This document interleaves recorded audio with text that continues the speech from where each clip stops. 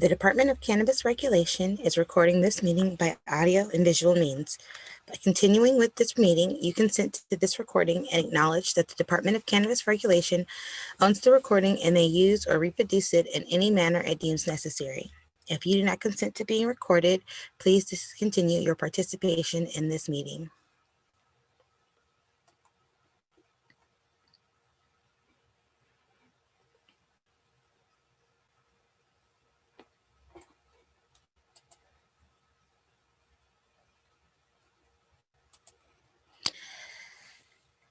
Hello and good morning. Thank you all for joining us. My name is Raina Plummer and I'm the Public Relations Specialist for the City of Los Angeles Department of Cannabis Regulation.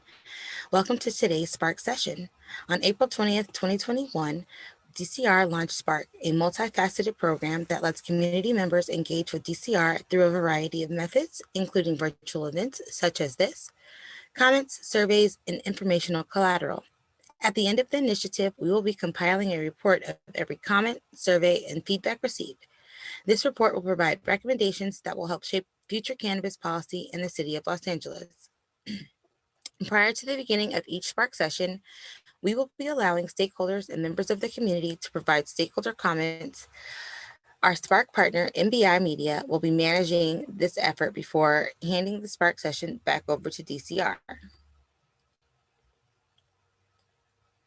Now I'll provide a few quick things to remember about the stakeholder comment period. To make a stakeholder comment, please raise your hand or use *9 if calling by phone to provide stakeholder comment.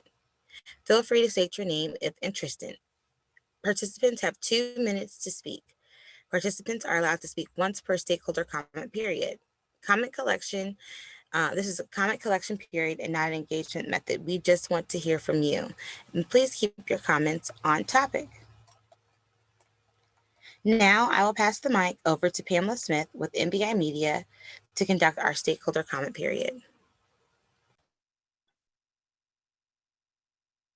Good morning, everyone. I hope everyone's having a great day. I just wanted to come on today to introduce myself. My name is Pamela Smith, and you've probably heard my voice. I've been the one that's been handling all of the comments during these recent sessions, and I wanted to let you know that I represent MBI Media. We are a strategic communications and marketing firm that was brought on board by DCR to help facilitate all of these Spark sessions, as well as at the end of this program, put together a full-on project that's going to be presented later on in the year. And I just wanted to let you know that these comments are very important.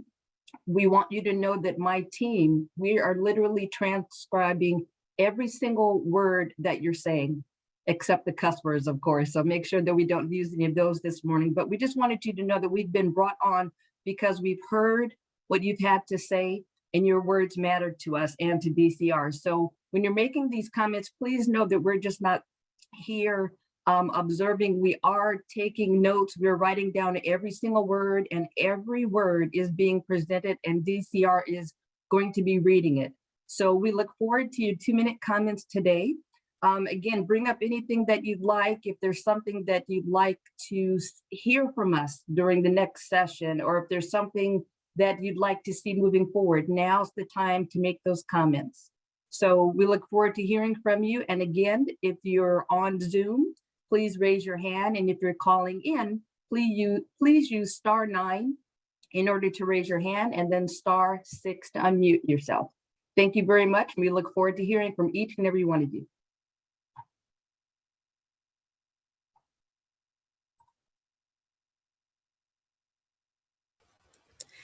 If you have a comment at this time, please feel free to raise your hand.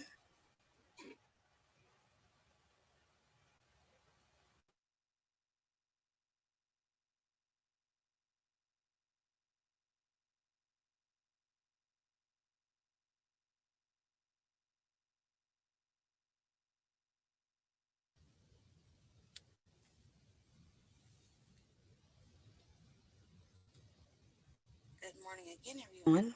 We are currently in our Spark session stakeholder comment period. If you would like to leave a stakeholder comment, please feel free to raise your hand or use *9 if calling from the phone.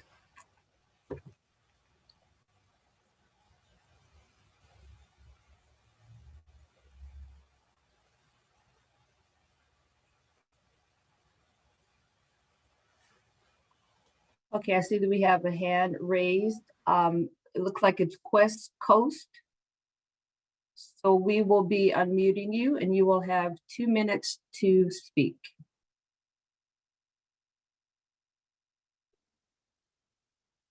Great rising, everyone. Can you hear me fine? Yes, sir. It is an honor to be with you all again this morning. So thank you all for doing this. I think it's really impactful.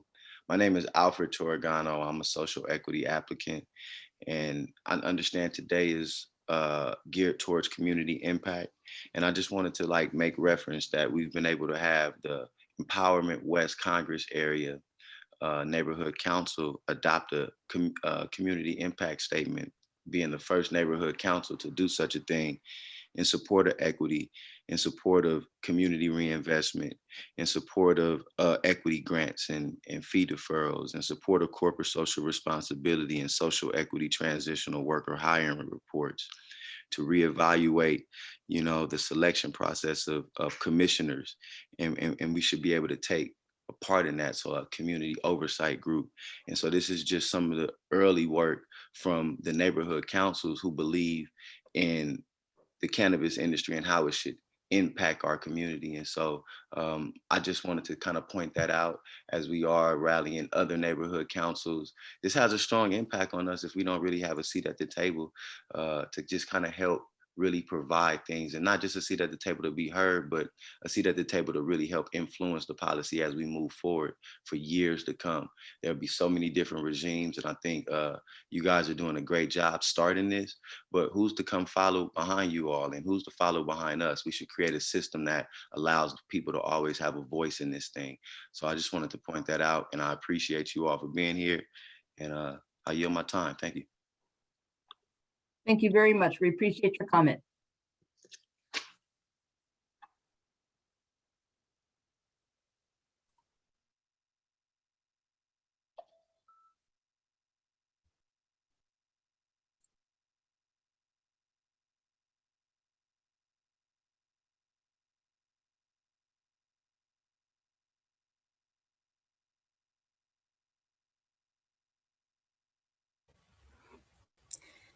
Good morning again, and thank you for joining us. We are currently in our stakeholder comment period. If you would like to leave a stakeholder comment, please feel free to raise your hand.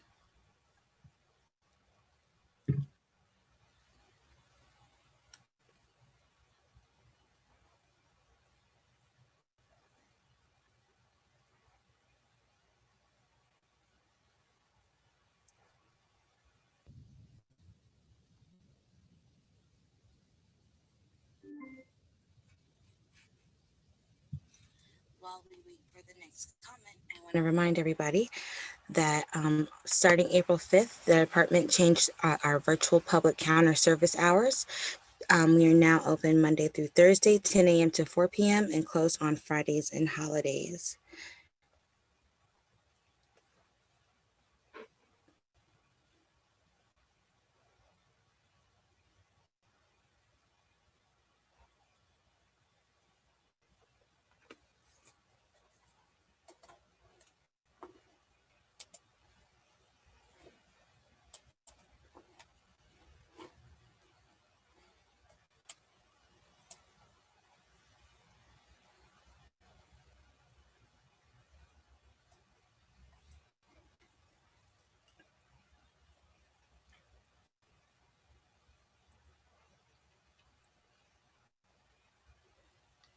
For those just joining us, this is our Spark stakeholder comment period for our Spark session number 4. Today's topic is community impact.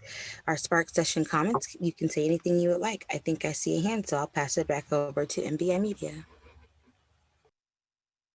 Thank you, Ms. Plummer. And we see that we have a hand raised by Lewis. Lewis, we're going to unmute you and you will have 2 minutes to speak once you start speaking.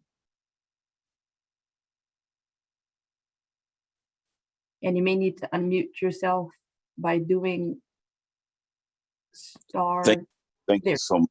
I appreciate this opportunity. I'm a social equity applicant also.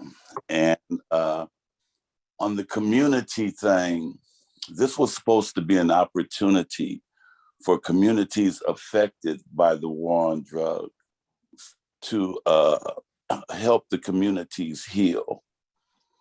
We, as the Black community in Los Angeles, represent 8%. Yet 1/4 of our population is on Skid Row. And no one in high tech is challenging that. No one in financial businesses are trying to address it. No one in big pharma is trying to address that issue. We thought that cannabis was going to be an opportunity for us to help ourselves, because no one's going to help us. And so we hope that you look at what New York is doing and putting in 40% back into the community of the money that they get on cannabis, so that we can help the communities that are really in plight right now. And I'm not gonna say that, I just wonder what percent of the businesses up right now, the 188 dispensaries or whatever's in the up right now, are really tuned in to helping the community. I know that Social Equities Owners and Workers Association have a mandate to have everybody that comes in under the social equity opportunity to commit to putting back into the community. And we don't see anyone else doing that. So I'm sorry, sir, your 2 minutes is up, but we really appreciate your comment and thank you so much for coming in today.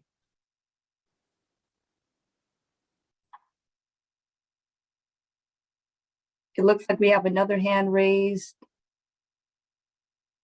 Oh, the hand went away.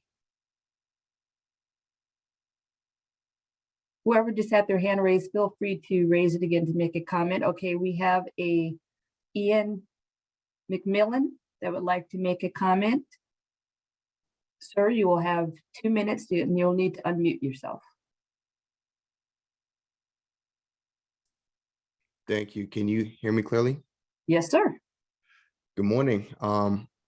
So I have a couple of things to propose. I know the city of Los Angeles received about $300 million from cannabis tax revenue, and a portion of this revenue was supposed to be used to fund community reinvestments introduced by Councilmember Marquise, which would create the Neighborhood Health Fund with the goal of revitalizing the communities that were impacted the most by the war on drugs. And today that has been created. I think that's something that should be worked on, that could be implemented, sooner than later. Also, we haven't seen any reporting of the corporate social responsibility reporting over the last 3 years. I think that's something that needs to be done in the circumstances that we're in, and also transitional worker hiring report.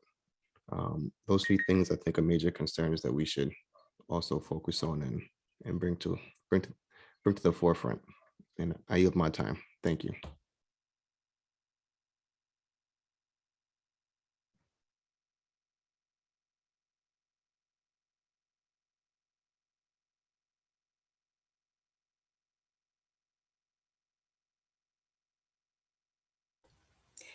Thank you, Ms. Smith. Are there any other hands raised? No, ma'am.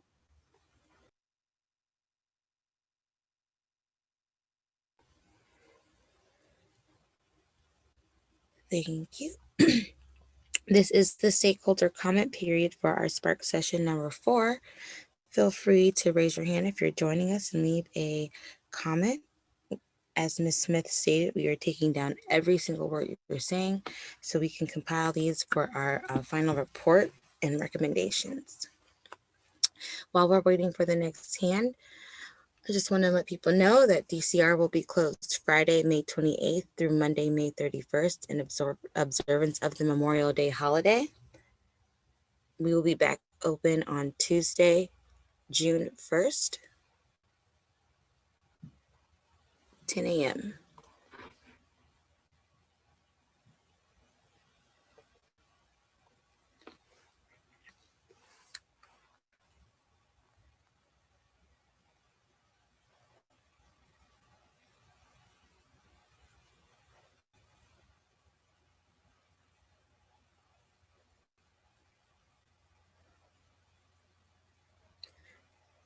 Good morning to those who are just joining us. This is our stakeholder comment period.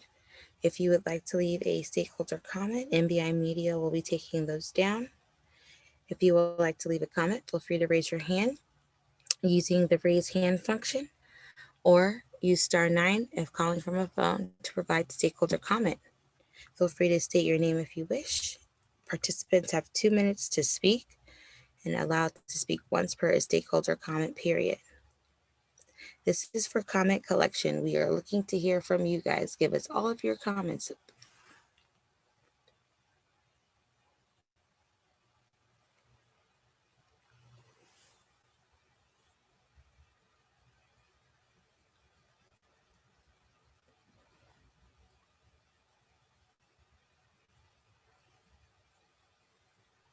And we do appreciate your time and everyone being on here. We know that Saturdays can be pretty hectic. So again, we appreciate everyone that has joined us on this Saturday morning. And again, this is your time. So feel free to raise your hand via the phone, *9, *6, or raise your hand via the Zoom feature. We'd love to hear from you.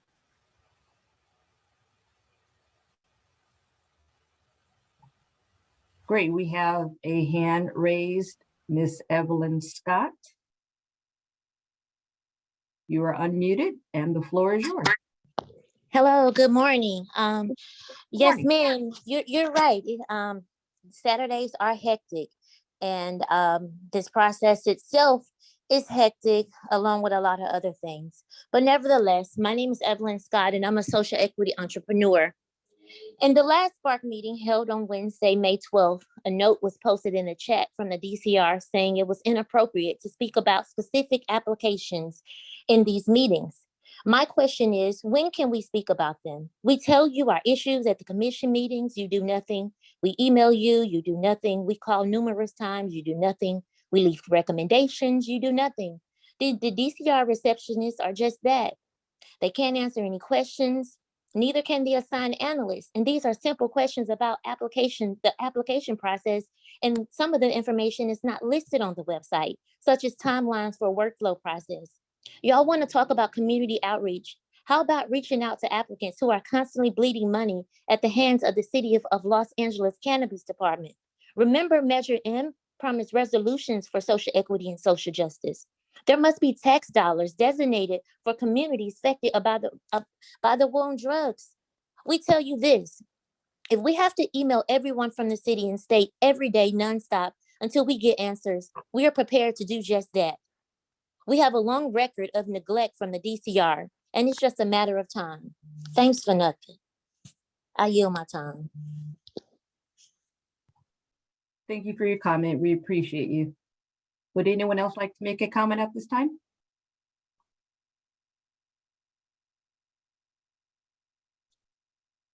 Okay, we have a new comment from Mr. Brinson. Please unmute yourself and you will have 2 minutes to speak. Good morning. Good Can you morning. hear me? Yes, sir. Plain and simple, the Los Angeles Department of Cannabis has done zero, absolutely nothing that it promised it would do. As far as community reinvestment goes, zero. It's been trash. It's all been a lie. And y'all have caused more harm to the communities that you're speaking about than help them.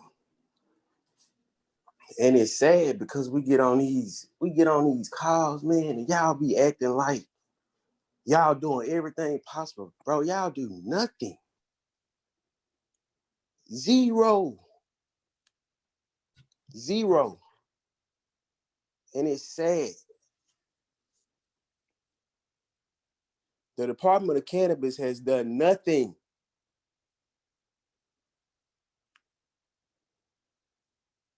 Okay? Zero. It's fake. They have done nothing.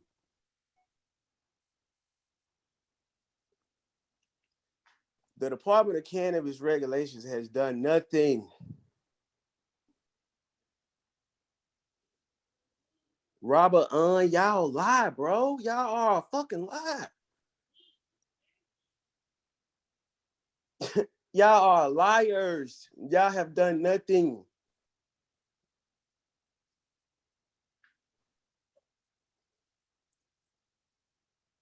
Cat Packer, you have done nothing.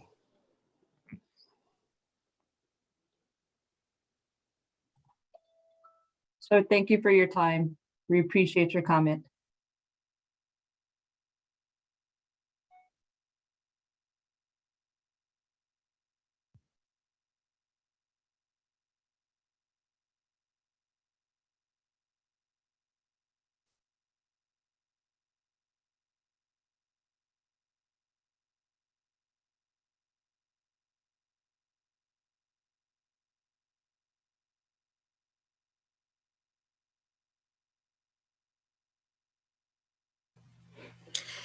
Yes, thank you, Ms. Smith, and thank you for those joining us this morning. We are in our stakeholder comment period. We are taking your comments. If you have one, please feel free to raise your hand or use *9 if calling from a phone. Feel free to state your name if interested. Everybody has 2 minutes to speak. Everybody's allowed to speak once per stakeholder comment period. While we wait for the next hand, the next Cannabis Regulation Commission meeting is next week. It's Thursday, May 20th, 2021. Begins at 2 p.m. You can access the commission meeting from the DCR homepage or under the Cannabis Regulation Commission menu. The call-in information is also on the agenda for the commission meeting, which will be posted online under DCR on DCR's website under About, under Cannabis Regulation Commission, Commission Meetings.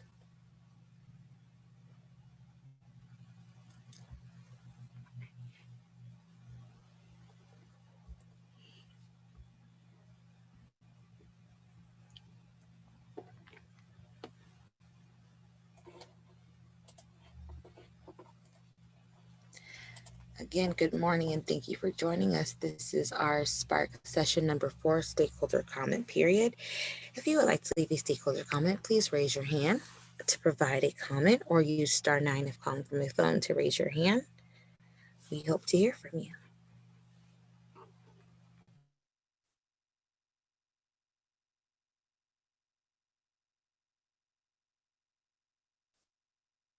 And I just would like to say again, one of the reasons that we are all here is because we know that things have not been as smooth as we would like. So that is the purpose of what we're all doing today and for the next 4 sessions. And again, all of these comments, everything that you're saying, we hear you. Everything's being written down verbatim. And all of this will be presented in a few months. And you will be seeing things that will begin to address some of the concerns that you all have. I see that we have a person that has raised their hand. It's a Jesse Terry. You will have 2 minutes to speak. Hey, how's it going? Can you guys hear me? Good morning. Good morning. Hey, how's it going, guys? I just want to say I feel the frustration coming from my, fellow social equity licensees, and I think, to put the pen, on the head is really what they're saying is, we're tired of talking, right? You guys talk from week to week saying that you guys hear us. I think it's time to start, putting the pen to the paper. Just like how you guys put forth this effort to put together this program. You guys got it up and running very quickly. Why can't you guys do the same thing with expedited modification requests? It really makes no sense. I think as owners, we're frustrated and we're literally bleeding money while you guys are putting together these listening, platforms. We've been listening for 3 years, going, more than 3 years. So we just want to see you guys act at this point. Action, action, action. We don't want to talk to you guys. We just want to see you guys start processing these application modifications and standing up these licenses. And I yield my time. Thank you very much.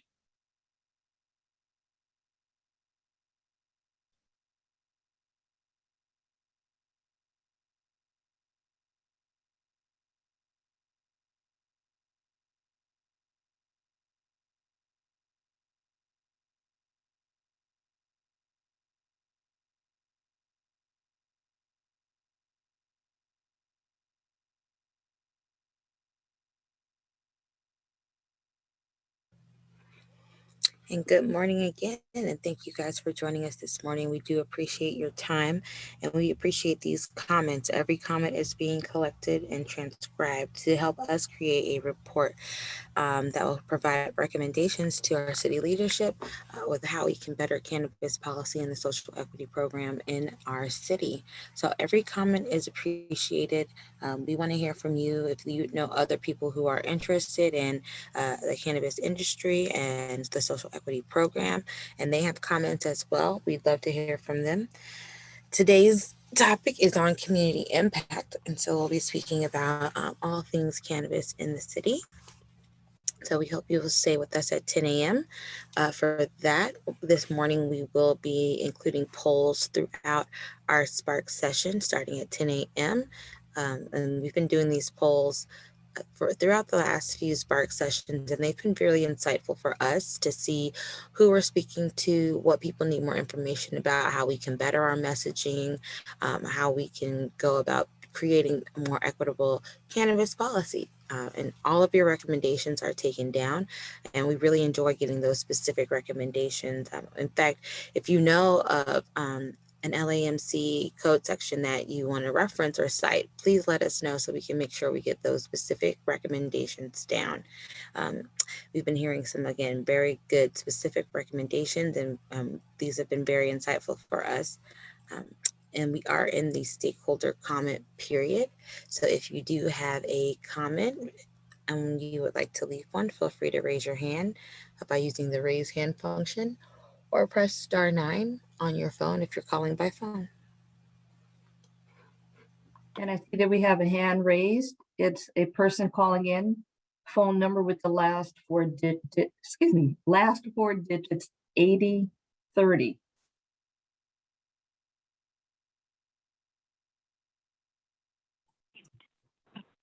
You have 2 minutes. Hello, good morning. My name is Hansel Urbina here, and I do echo the sentiments of my constituents here. All of this talking, it's been going on for 3 years. Personally, I started chasing after this dream about 4 years ago when the first round of licensing maps were laid out. So we talked our ears off. We beat a dead horse. We kicked it around. There's no action here. And let me give an example from the last Spark committee meeting when the executive director addressed the potential for perhaps relocations, for example, right? Or sensitive use. It was addressed. Sure, it sounds great, but to me, it sounds like more hot air, because everyone knows that even if the DCR were to make this recommendation of the city council on Monday, by the time it goes to the Plum Committee, by the time it goes through the secret review, by the time the process would at the very earliest be completed, 12 to 18 months, and that'd be fast tracked. Yeah, and that'd be fast tracked. So it's just a bunch of hot air here. What are we supposed to do? Sit on buildings for another 12 to 18 months? And I yield my time. Thank you. Thank you for your comment.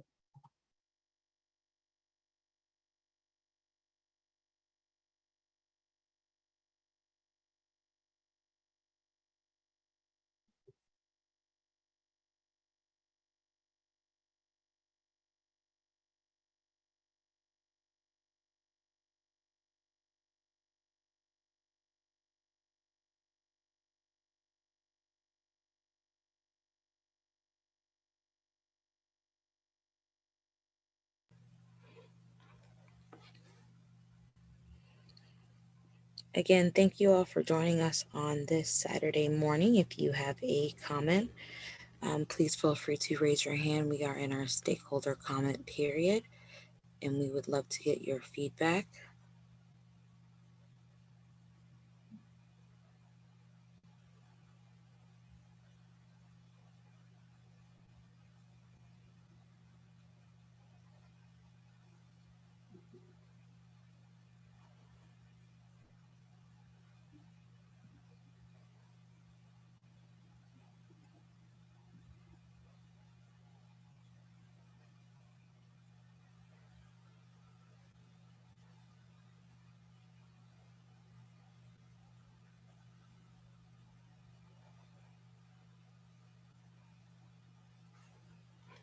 While we wait for the next hand during our stakeholder comment period, I just want to remind everybody that we do have the virtual meeting room where you can also leave your stakeholder comments in our stakeholder or Spark comment box. In the room, we also have our Spark session station where we have information on our past sessions, videos of our past sessions, and links to future sessions. Our future sessions will have breakout rooms and be more interactive and engaging. So we hope you guys will join us for our future sessions as well. Inside the room, we also have a survey station, which has 2 surveys at this time. One is on licensing and regulation in the social equity program, and one is on corporate social responsibility and community impact. We'd love to hear your feedback through those surveys as well. To get to the virtual meeting room, simply go to cannabis.lacity.org. On the homepage, in the carousel and in the middle menu, there are links to the Spark landing page. On the Spark landing page, you'll see a button that says enter here, and that's where you'll find the virtual meeting room. Feel free to go over and view the virtual meeting room, leave a comment there, or take a survey.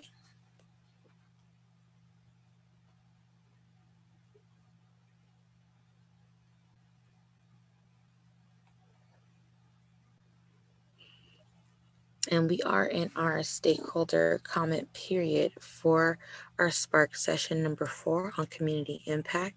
If you would like to leave a comment, please raise your hand using the raise hand function or *9. And we have a raised hand. We have a Ms. Gorman. Greetings, everyone. I'm Karmishra Gorman. I'm attending these meetings as a stakeholder interested in business growth and development and an interest in the cannabis industry. And, I just wanted to let you guys know that, I am following things. I'm trying to express my interest by listening to what's going on and responding appropriately. If anything, over the past year, we've learned how important it is to pivot and to try to adjust our planning around what happens that can't be anticipated.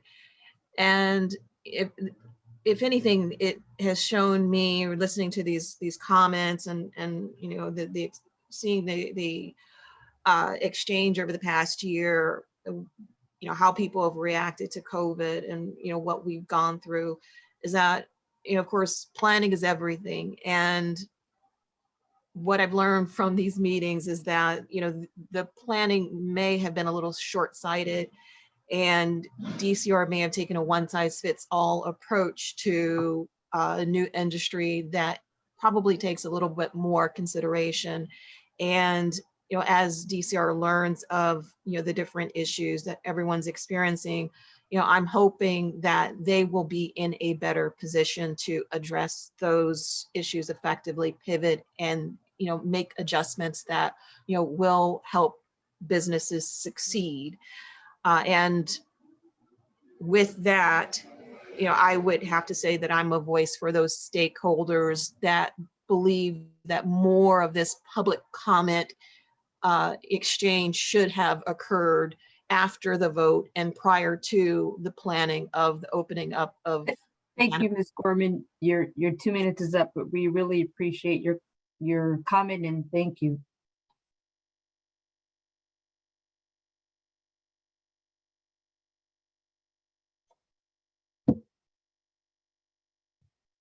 We have approximately 20 minutes left for this comment time, so please feel free to raise your hand so that you can be heard.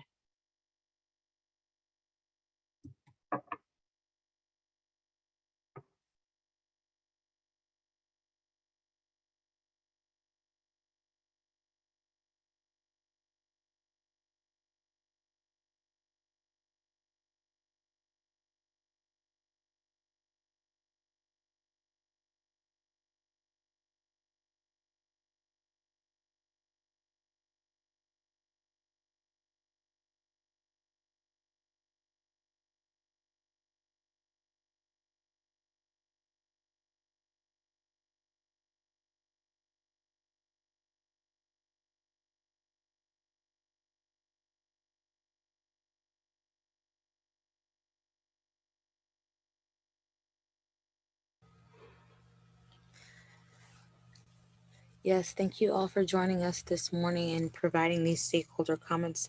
We love hearing from our stakeholders out there. This is the perfect time for you to leave a comment.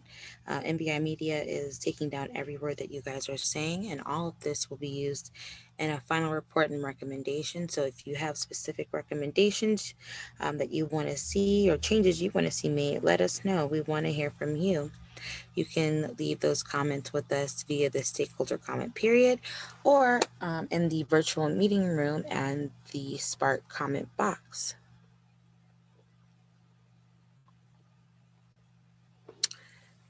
Speaking of Spark, we now have an email list.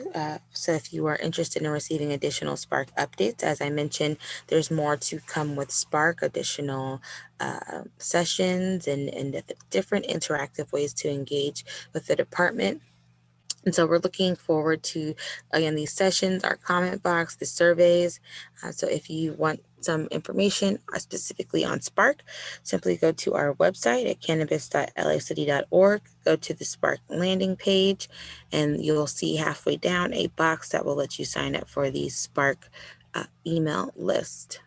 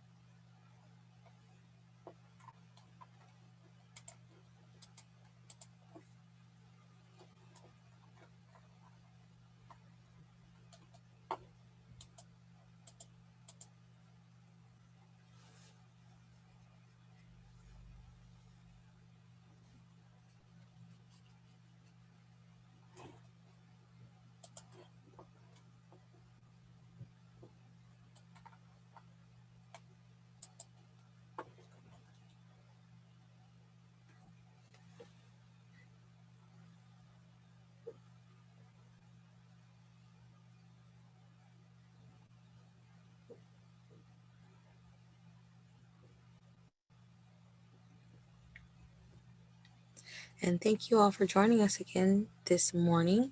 We are currently in our Spark stakeholder comment period. This is the time for people to provide direct comments or feedback. If you have specific recommendations or things you want to see from the department or around cannabis policy and the social equity program here in Los Angeles, please feel free to raise your hand and leave a comment. You can raise your hand using the raise hand function or by using *9 if you're calling from phone. Feel free to state your name if you're interested. Everybody has 2 minutes. I believe I see a hand. Yes, Ms. Kika Keith, you will have 2 minutes to speak. Good morning. I stand before you today as Big Kika. I'm a community member, not a social equity applicant. I am a mother of 3 that has been deeply affected by the war on drugs. From what I witnessed in my community, from the blood widespread on the streets, to the inadequacies in education for my children. I stand before you now as a community member of the Neighborhood Council Empowerment Congress West, and I'm going to read a statement from our Cannabis Committee, Community Impact Statement. More than 3 years ago, Los Angeles, the largest medicinal recreational cannabis market in the world, continues to be plagued with problems, especially in the social equity program. The perception is that the social equity program is causing more harm than good to the community, the opposite of its immediate intended goal. It is imperative that we work together to change the perception by restoring the original stated purpose of the social equity program: reparations, rebuilding, and equity for the communities most affected by the war on drugs. Let us bring the right spirit back to the program and accomplish its original goals. Our proposed improvements and suggestions are as follows. Immediately establish a community stakeholders working group to contribute to the ongoing development of standards and best practices. And I'm trying to rush because I know I got 2 minutes. LA has received over $330 million in tax revenues. A portion was supposed to go to the Fund for Community Reinvestment Act. We are asking that is immediately reintroduced. The department received over $10 million for the Cannabis Equity Grant. Cannabis Equity constituents, applicants, they need fee deferrals and grants immediately, processing immediately. Corporate social responsibility reporting needs to be in effect immediately. Social equity transitional workers hiring report. And last, revitalize the selection process of commissioners. The community should take part in the decision of who sits on the commission. Thank you very much. That's from Empowerment Congress West Area Neighborhood Council. Blessings. Thank you very much. We appreciate your comment as always.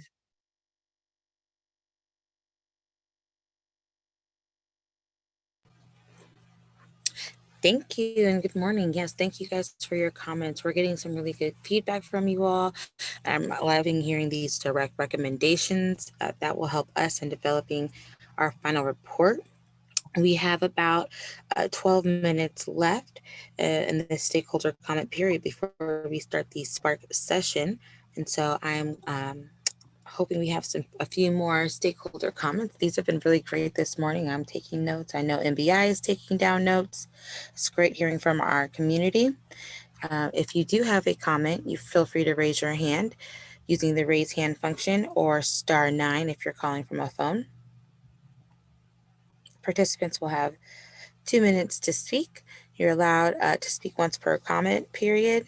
And again, we're collecting all these comments and writing them down, and those specific direct recommendations, they help us in this final report. This time is a great time to give that feedback, or you can use the Q&A function to drop additional comments, or use the Spark virtual meeting room to leave a comment in the Spark comment box.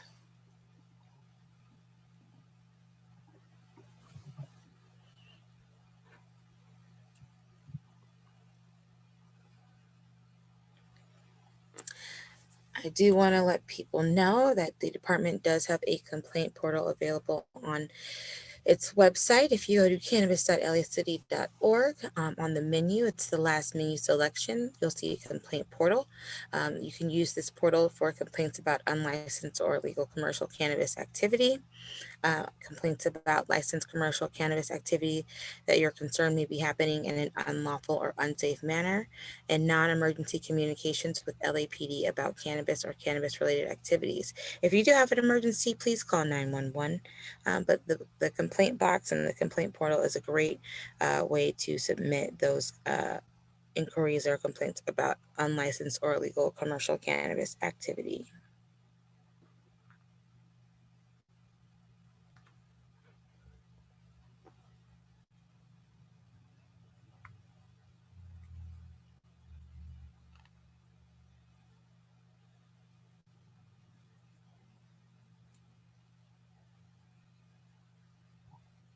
We have approximately 10 minutes left in this comment period, so feel free to raise your hand so we can unmute you so that we can hear you before we start our session at the top of the hour.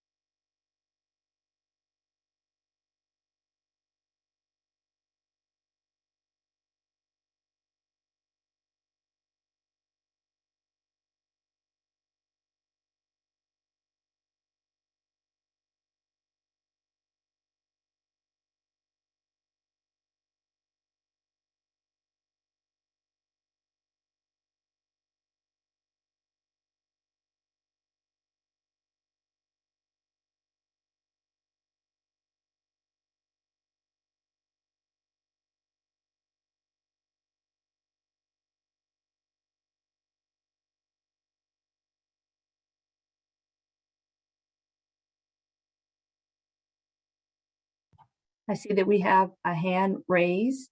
It's a Shockley III. You will have 2 minutes to speak once you start speaking. Yes, thank you. I just wanted to speak on the topic of community reinvestment this morning. I know that back in 2017, when Measure M was initially passed, it was passed with the promise to voters that a portion of the tax revenue from cannabis that's collected by the city would be reinvested in communities through grants and reinvested to nonprofits that do work in the community in all sorts of areas like childcare, development, all kind of resources that the community needs. And I believe it was 25% of the cannabis revenue that was initially proposed. And considering there's been hundreds of millions of dollars that have come in from tax revenue since then, and not a dollar of that money has gone back, it's really a travesty. That's really tens and tens of millions of dollars that could be going into the community, providing services that have been cut by the city in other areas, and that our communities need. And it's been real quiet about that as well. Like, there needs to be a push. The city council needs to take whatever actions are required to make sure tax revenue is going back into that. You know, I think there initially was a motion to do something about it, and then it just fell to the wayside, and the city council hasn't taken it back up. And that's a big part of why voters voted to legalize cannabis in LA in the first place, and that needs to be honored, particularly since, you know, communities were destroyed in the war on drugs, and now that it's legal, we need those revenues going back in the community. Thank you for your comment. Your 2 minutes is up. We appreciate your comment and your time. Thank you very much.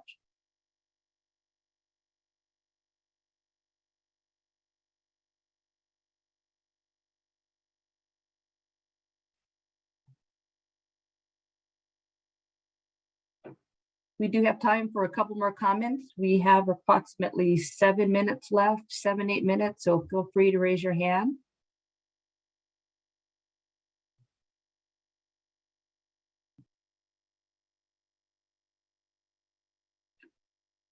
We have another hand raised. Person with the initials ME. Once you start speaking, you will have the floor for 2 minutes. Can you hear me? Yes, sir. Good morning. My name is Mtume. I represent the Social Equity, well, I'm a member of the Social Equity Owners and Workers Association. Forgive me, I just woke up, my alarm didn't go off. Measure M promised resolutions for social equity and social justice. There must be tax dollars designated to the communities affected by the war on drugs. Reintroduce the Cannabis Reinvestment Act. New York has a model for 40% of tax revenues to be used for communities of social equity investment, of social equity reinvestment, and 40% for education in communities affected by the war on drugs. So bottom line, you guys need to reinvest back in our communities. Thank you. My name is Mtume. I'm done. Thank you for your time and your comments, sir. We appreciate it.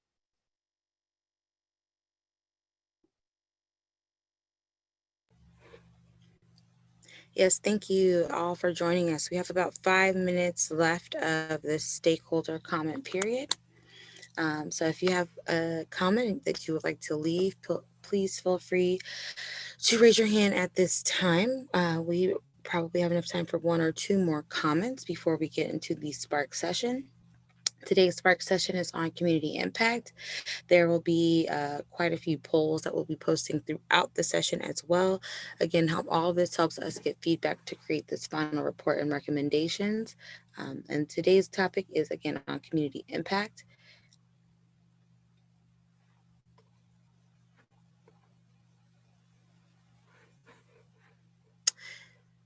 As we're starting to wrap up the comment period, I want to let people know that applicants and licensees can contact DCR through email at dcrlicensing@lacity.org or calling 213-978-0738 or emailing cannabis@lacity.org.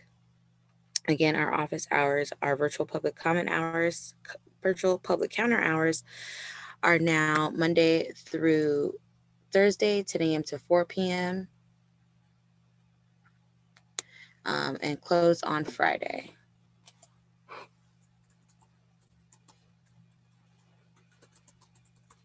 We have time for one more comment before we jump into our session at the top of the hour. So if you'd like to make a comment, please raise your hand and we'll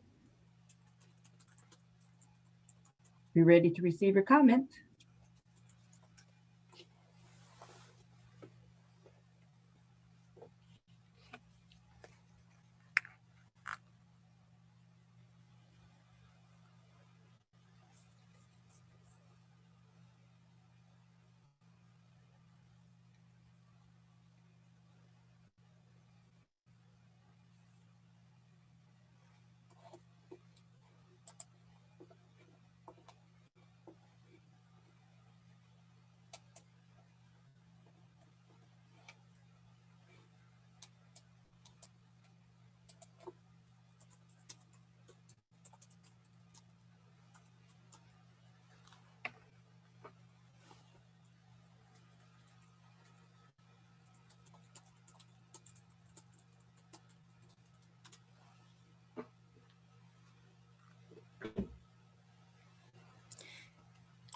And again, we will be starting the actual session, the Spark session, in a few minutes. We have just about enough time for one more comment. If there's anybody out there that would like to leave a stakeholder comment.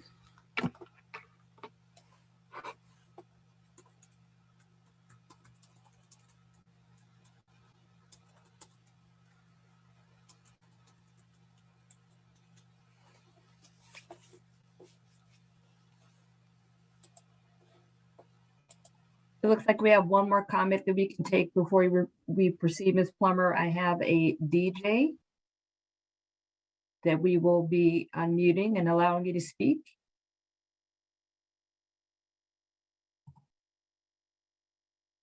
You'll need to unmute yourself.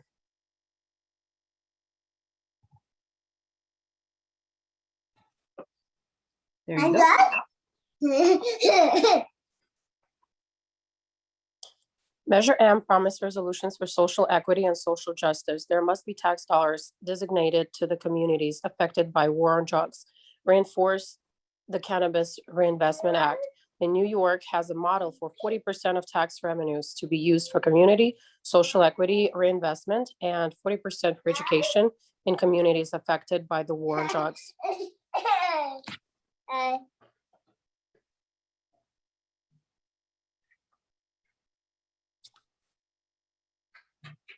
Does that conclude your comment?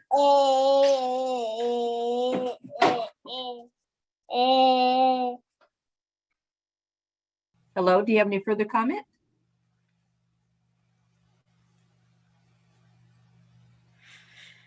I think the baby got a hold of the phone.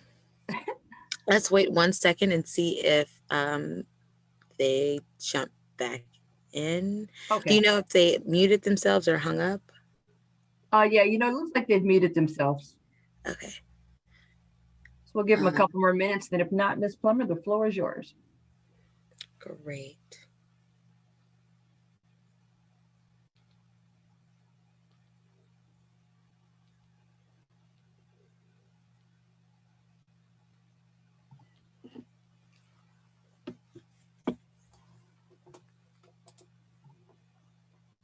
Yeah, it looks like they are not unmuting at this time. Okay, We will go ahead and start the Spark session. It is 10 a.m. So let's get to rolling. Thank you all for joining us. We'll be beginning the Spark session momentarily.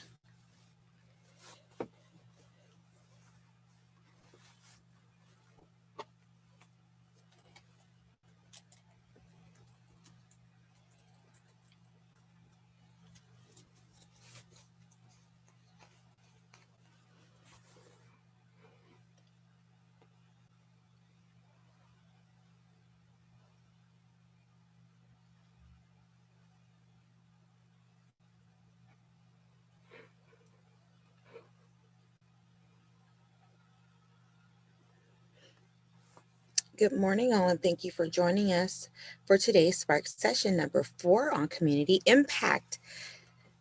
The Department of Cannabis Regulation is recording this meeting by audio and visual means. By continuing with this meeting, you consent to this recording and acknowledge that the Department of Cannabis Regulation owns the recording and may use or reproduce it in any manner it deems necessary. If you do not consent to being recorded, please discontinue your participation in the meeting. And again, good morning and welcome everybody on this great Saturday morning. My name is Raina Plummer and I am the Public Relations Specialist for the Department of Cannabis Regulation. Thank you for joining us for Spark session number 4 on community impact. We recognize that there are many questions and concerns about cannabis in our community, and also recognize that current laws about cannabis continue to have significant impacts on issues like employment rights, housing rights, educational opportunities, and access to health care. And these laws and policies continue to have wide-ranging impacts on Angelenos, especially on marginalized communities. This is the genesis of Spark. With your help, DCR can support and provide the community with access, resources, and knowledge about cannabis activity in the city to the local community. Spark needs you, members of our local community and stakeholders impacted by cannabis policy or those seeking to affect cannabis policy to share your feedback with us so that when DCR makes future policy recommendations to local leaders, those recommendations will be shaped by the individuals and communities most likely to be impacted.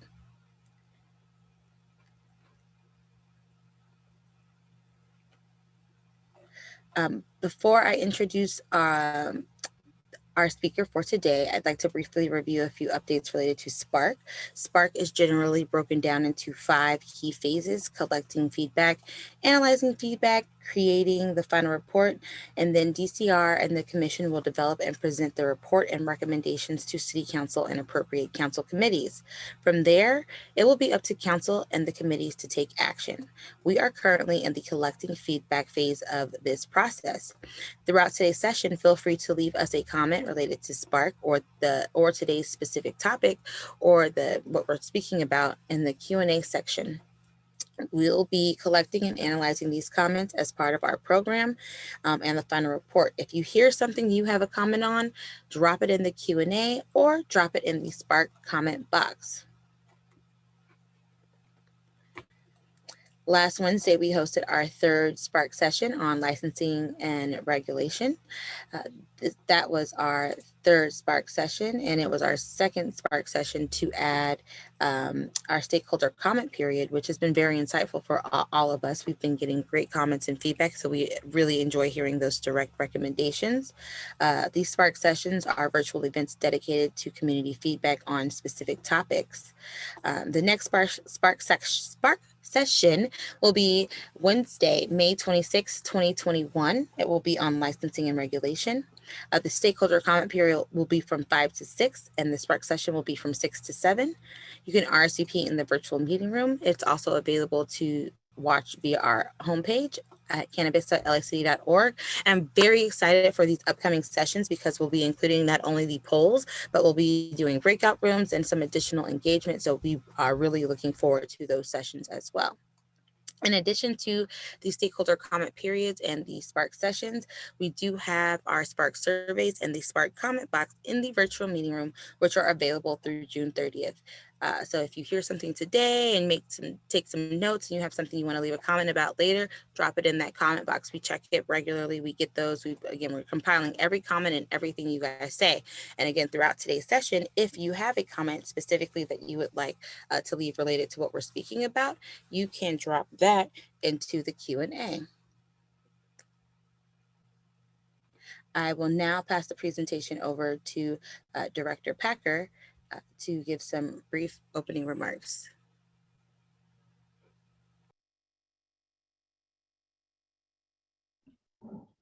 Thank you, Ms. Plummer, and good morning, everyone. I'd like to thank members of the public for joining us for today's Spark session focused on community impact. My name is Kat Packer. I'm the Executive Director of the City of Los Angeles Department of Cannabis Regulation. Again, welcome to our 4th Spark session. Spark is a tool that was created to provide an additional forum for members of the community and stakeholders to share information with the department as a part of the Spark program. Participants of Spark should see themselves as part of a focus group or a study that will provide information to the department and Cannabis Regulation Commission that we can use in our role and responsibility to advise the City of Los Angeles, including our mayor and city council, on cannabis and cannabis policy here in the City of Los Angeles. This is a place and opportunity for stakeholders to provide input, either through our surveys, through the Spark comment box, through the stakeholder comment period, and through other means. As feedback is received through Spark, it will be used to create a report with specific recommendations that will help the city take action on policy and program recommendations.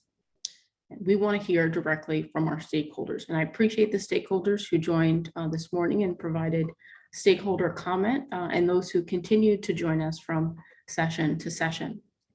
We've also invited members of our Cannabis Regulation Commission to participate in this department initiative so that we can work hand in hand with the commission to analyze the feedback that we receive from stakeholders and to do that work in a more intentional way.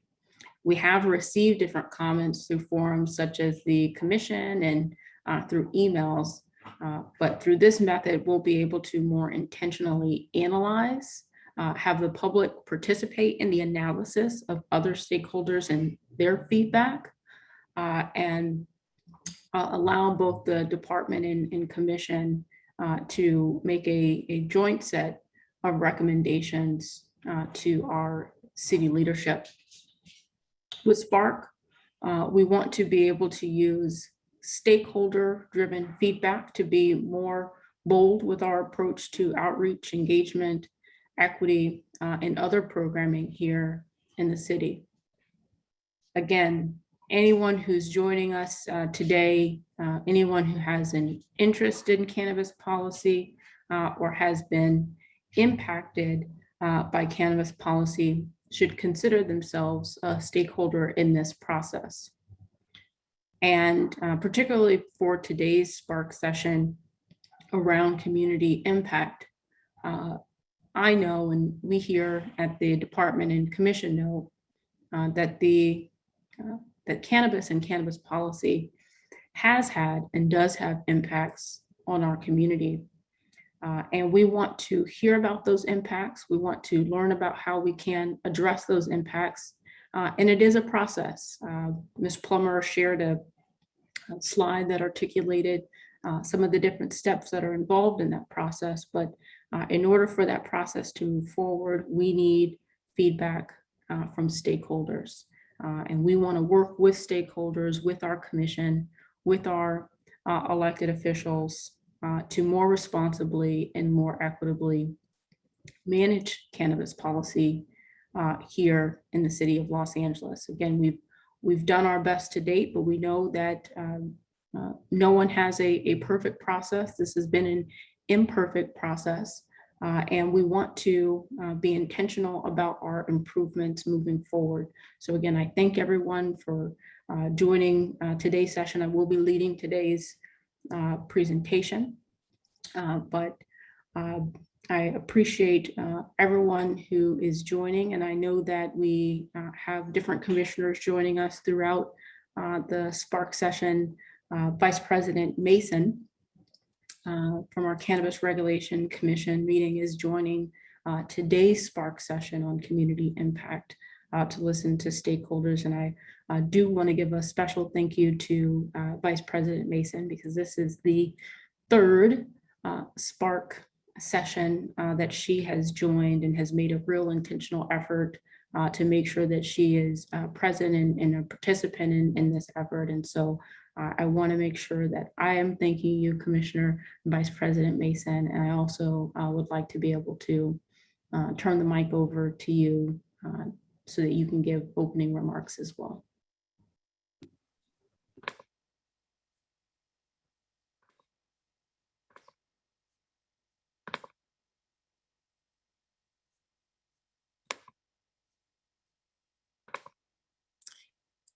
Good morning. I'm unable to start my camera, but I am here. My name is Thyris Mason, and I do serve as the Cannabis Regulation Commission Vice President. This opportunity to speak to our constituents about our role and what we're hoping to achieve and garner through initiative is extremely vital to the development of equitable cannabis policy in the city. And I am honored to be here to engage with you this morning. Director Packer. Thank you so much, Vice President Mason. Thank you again for joining.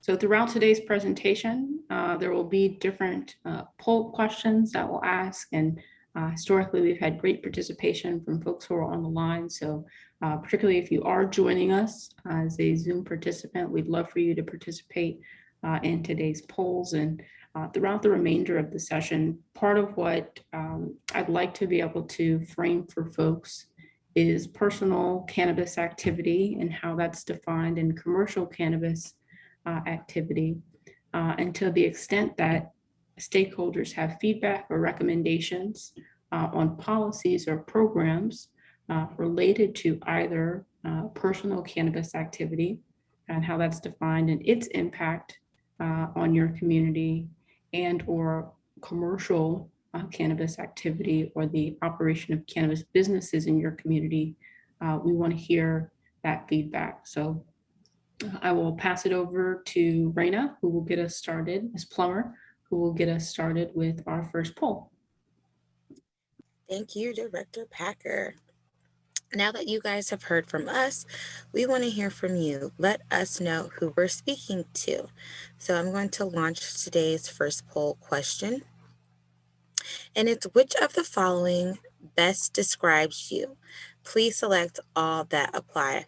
Are you a prospective social equity applicant, a current social equity applicant or licensee, prospective general applicant, current general applicant or licensee, other cannabis industry participant? Do you live in the city of Los Angeles, work in the city of Los Angeles, a neighborhood council member, cannabis patient, and or consumer?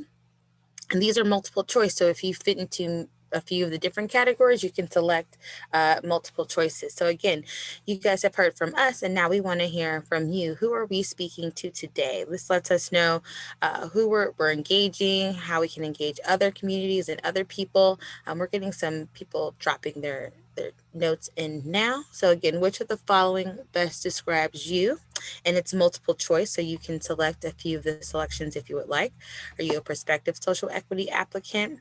Are you a current social equity applicant or licensee? Prospective general applicant, current general applicant or licensee, other cannabis industry participant? Do you live in the city of Los Angeles? Do you work in the city of Los Angeles? Are you a neighborhood council member? Are you a cannabis patient and or a consumer? Or have you been arrested or convicted of cannabis related activity? Again, we want to know who we're speaking to and who we're engaging. Let us know, who are we speaking to? Which of the following best describes you? We're getting some feedback from everybody on the line. It looks like about 61% of people who are on have voted. So I'm going to give it a few more seconds to see if anybody else wants to participate in our first poll question of the day. And again, this is our first poll question, one of about 8 or 9 that we have. So which of the following best describes you? Okay. And so let's look at these results.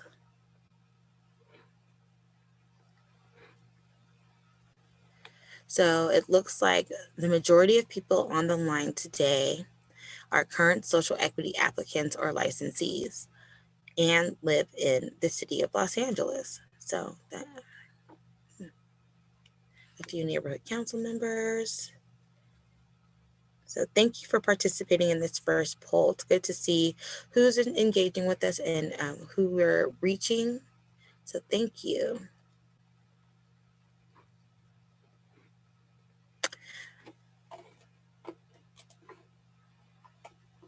Before I pass the presentation back over to Director Packer to speak about personal cannabis activity in Los Angeles, let's go ahead and do another poll.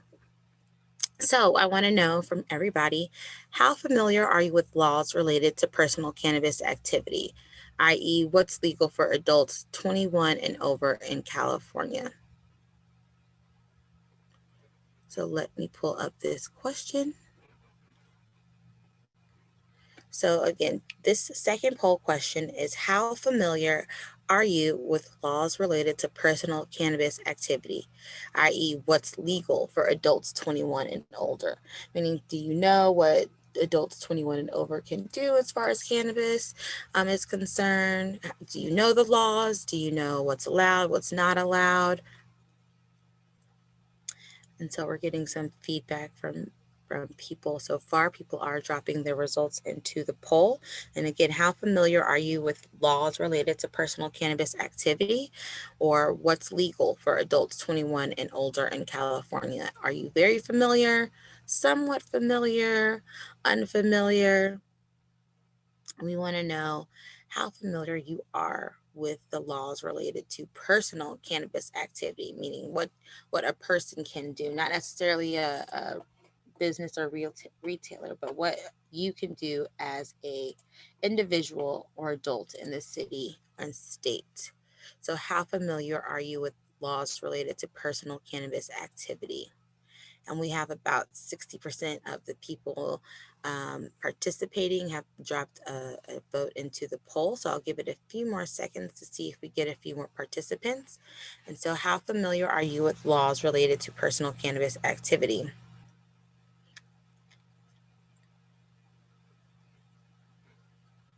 Let's look at this.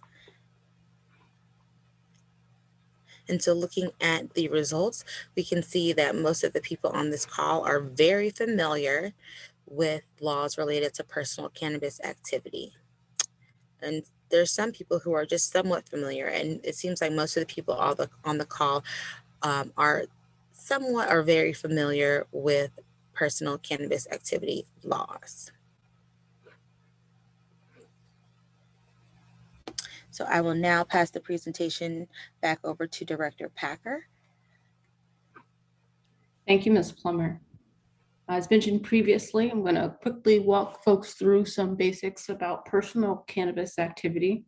These are primarily laws that are established by the state of California, but local jurisdictions often do have the opportunity to set their own provisions related to personal cannabis activity, as different jurisdictions have, for example, decriminalized different activity. But here in the state of California, through Proposition 64, the Adult Use of Marijuana Act, which passed in 2016, adults 21 and older are able to possess, process, transport, purchase, obtain, or give away to persons 21 or older 28.5 grams or less of cannabis, or 8 grams or less of concentrated cannabis. Individuals 21 and older are also able to essentially have personal cultivation of 6 or few plants in their home. It is lawful to smoke or ingest, otherwise ingest cannabis or cannabis products, and to possess, transport, or give away, essentially to share cannabis with individuals 21 and older without compensation. Next slide. In addition to legalizing certain personal cannabis activity, the legalization of cannabis here in the state of California also reduced criminal penalties for specified cannabis-related offenses. And it authorized individuals who may have been experiencing penalties for those particular offenses the ability to go through a resentencing process or dismissal process. And through subsequent initiatives that have passed, folks are able to have their records expunged automatically. There are resources available at the county level here if individuals still have records that they're seeking to clear related to activity that is now lawful. We know that as different jurisdictions have moved forward with their legalization efforts, providing legal relief and expungement have been critical parts of efforts to advance equity in cannabis policy. So we want to make sure that, and we also know the impacts that the collateral consequences of cannabis arrests have had and continue to have on communities. So we want to make sure that there are ways for us to mitigate those impacts by allowing folks to participate in expungement. Because that continues to have a disproportionate impact on communities here in the city of Los Angeles. Next slide.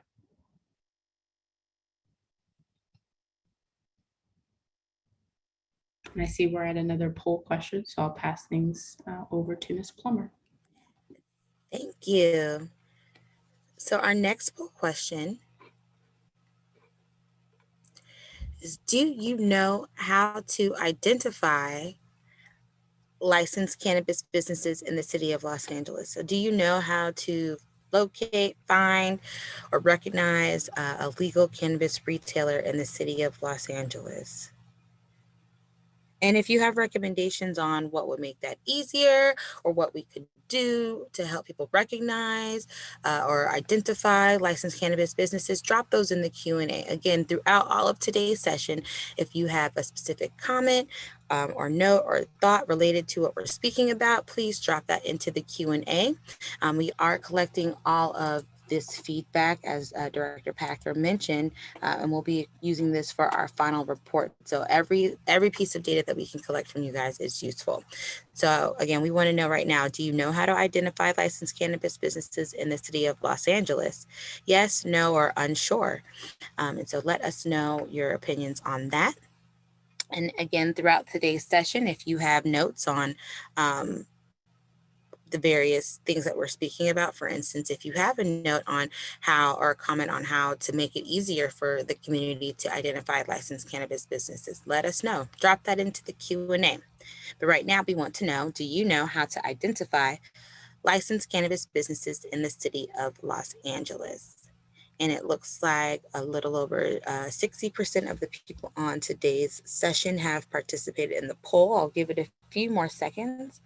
Do you know how to identify licensed cannabis businesses in the city of Los Angeles?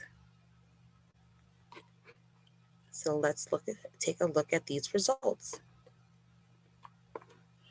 So this is interesting. So it does about 80% of the people on this call do know how to identify. 13% do not, and 7% are unsure. So this lets us know what you guys know and don't know and how we can better our processes. And if you have notes or suggestions on that, again, drop that into the Q&A.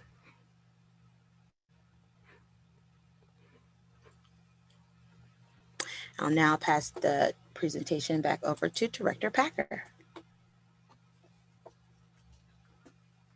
Thank you, Ms. Plummer. In continuation with sharing information about personal cannabis use, there are different laws that restrict that restrict public consumption and that make it unlawful to drive while under the influence or to travel out of state with cannabis. In particular, in relation to public consumption, it is illegal to use, smoke, eat, or vape cannabis in public places or within 1,000 feet of a school, daycare center, or youth center while children are present. Specifically, it is also unlawful to smoke cannabis in places where it is illegal to smoke tobacco. Cannabis may be consumed in a private residence unless otherwise prohibited by law, but property owners may ban the use and possession of cannabis on their privately owned property. It is also currently illegal to consume cannabis on site at licensed cannabis businesses. The city is considering permitting limited on-site consumption at certain licensed cannabis businesses, but that policy does not exist today, and as such, it is unlawful for consumption to take place at the site of a licensed cannabis business. Again, if there are any recommendations or feedback on these policies, please let us know. There's a lot of variation that exists right now across the country in relation to some of these policies. So part of what we're trying to do is also explore best practices, but just by way of example, in New York, the state of New York, it is not unlawful to consume cannabis openly outside. Smoking cannabis in New York is treated the same as smoking tobacco. And so there, with variation, we want to make sure that we have best practices in place, that we're promoting public health and safety. But again, if you have feedback on policies related to personal cannabis activity to include public consumption, please share that information with us. In addition to being unlawful to consume cannabis while driving, it is also unlawful for a person who is under the influence to operate a vehicle. If a cannabis product has been opened or a seal has been broken on the cannabis product, that particular product may be considered to be an open container while in the vehicle.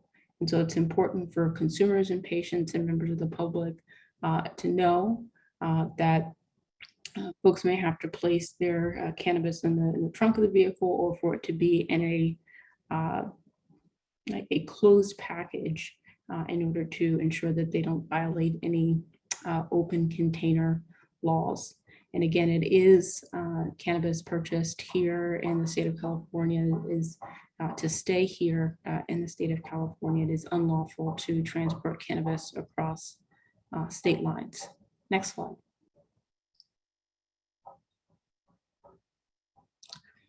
Ms. Plummer, just a few slides ago, asked a poll question about finding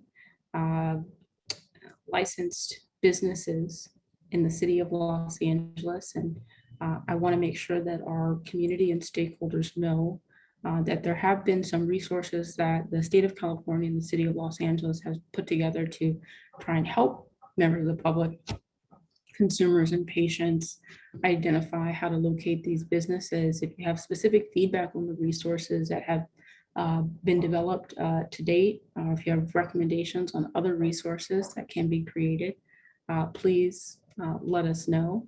But specifically, the state of California has a website, capotcheck.com, that individuals can use to verify the status of any licensee that is licensed by the state of California. They also have a public information campaign called WeedWise, which they use to educate consumers about the risks associated with purchasing and using cannabis from unlicensed locations.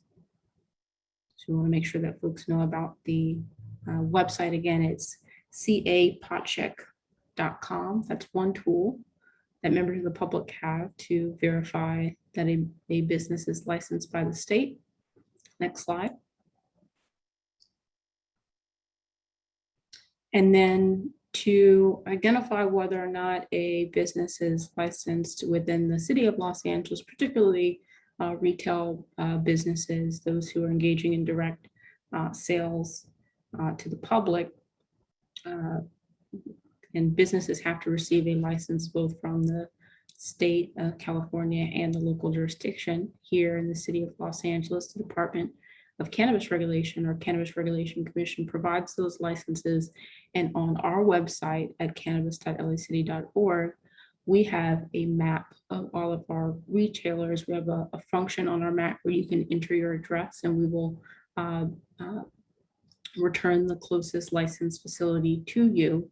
But these are some of the tools that exist today to try and educate the public about how to identify licensed retailers. But we know that there is still a prevalence and persistence of unlicensed cannabis businesses in the community. And so we want to make sure that we know how you, our stakeholders, are identifying which businesses, if any, to visit and purchase cannabis. Next slide.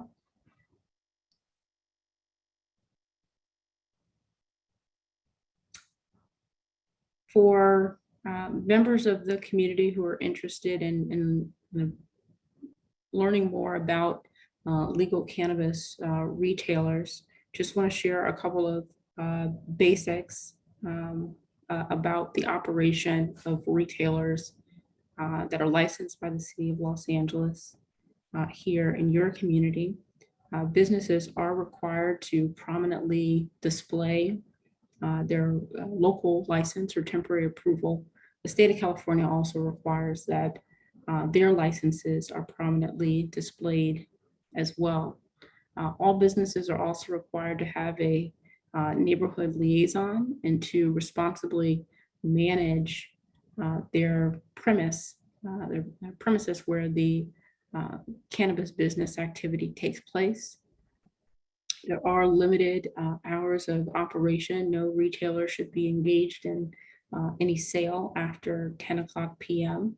And there are daily limits on how much cannabis, and consistent with the thresholds that have been set by the state, how much cannabis any individual adult 21 and older can purchase from day to day. Next slide. And I'll pass it over to Ms. Plummer for our next poll question. Thank you. So previously we asked, how familiar are you with laws related to personal cannabis activity? Now I want to know, how familiar are you with commercial cannabis activity, i.e. business licensing requirements in Los Angeles? So are you familiar with the laws related to the licensing of businesses and what they are and are not allowed to do in Los Angeles? So earlier, the question was, how familiar are you with personal cannabis activity laws? But this one's asking, how familiar are you with laws related to commercial cannabis activity in Los Angeles? So let us know. We want to hear from you. Are you very familiar, somewhat familiar, unfamiliar? What can we do to better our processes? And again, throughout today's sessions, if you have notes specific to commercial cannabis laws or business licensing requirements, drop those notes and feedback into the Q&A. And we'll make sure to grab that and put that will be part of our final analyzation and report. So again, this question is asking, how familiar are you with laws related to commercial cannabis activity in Los Angeles? Very familiar, somewhat familiar, or unfamiliar? So I'll give it just a few more seconds so people can answer. How familiar are you with laws related to commercial cannabis activity in Los Angeles? Very familiar, somewhat familiar, or unfamiliar? And it looks like the results have slowed down. So let's look at the results. Ooh, this is interesting. So it's almost half and half of very familiar and somewhat familiar, and around 13% of people are unfamiliar. So that's interesting for us to hear that people probably need some more education or are figuring out knowledge on commercial cannabis activity and those laws, and what we can do to make sure our community knows about these laws and licensing requirements.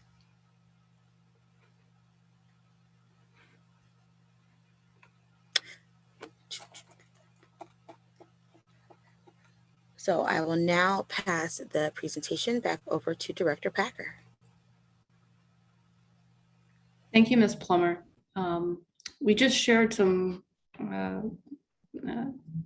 preliminary and introductory information about personal cannabis activity. Again, this is the community impact Spark session. So really framing this for individuals from the community who may not have joined regularly at commission meetings or may not be as familiar with our laws and regulations as they pertain to commercial cannabis activity, but we'll quickly do a framing of commercial cannabis activity. And as we share this information, part of what we want to be able to do is to get input and feedback from you on how commercial cannabis activity and how personal cannabis activity impact your community.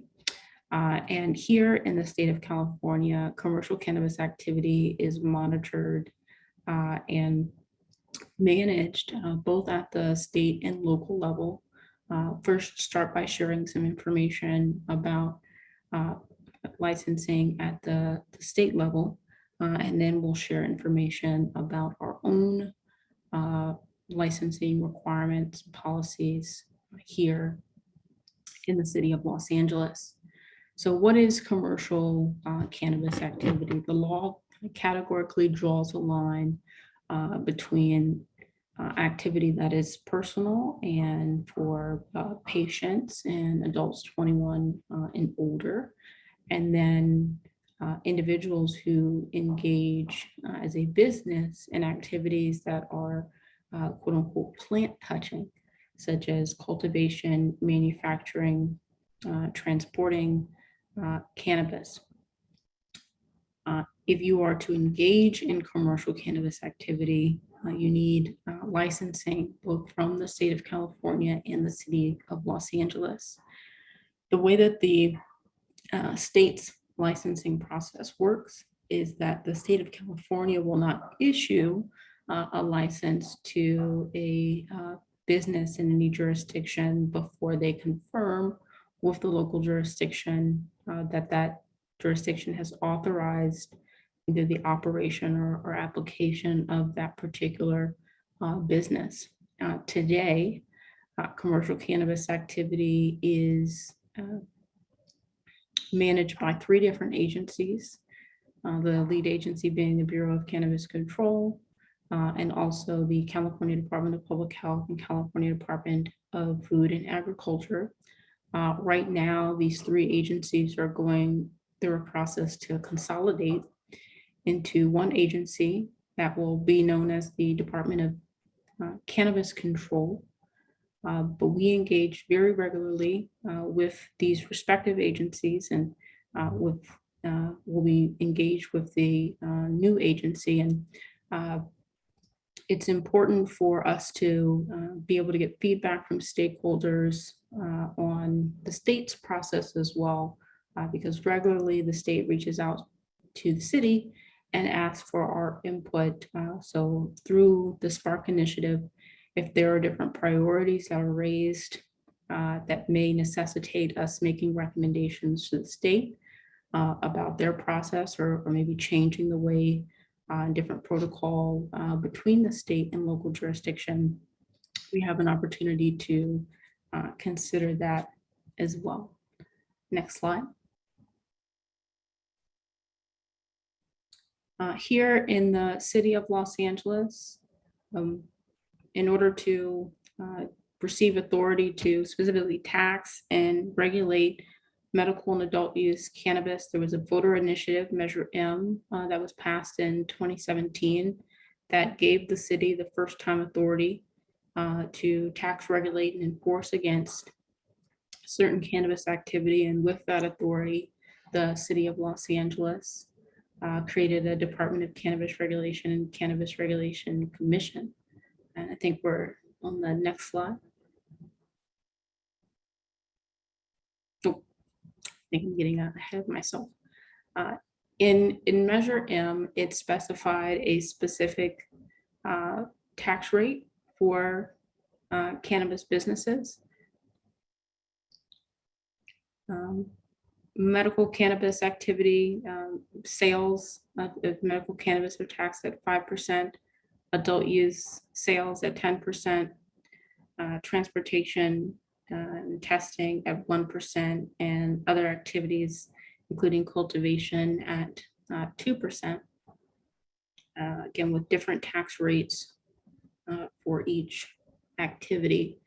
These are taxes that began to be levied beginning in January of 2018. So this tax rate did not exist, wasn't applied before January 1st of 2018.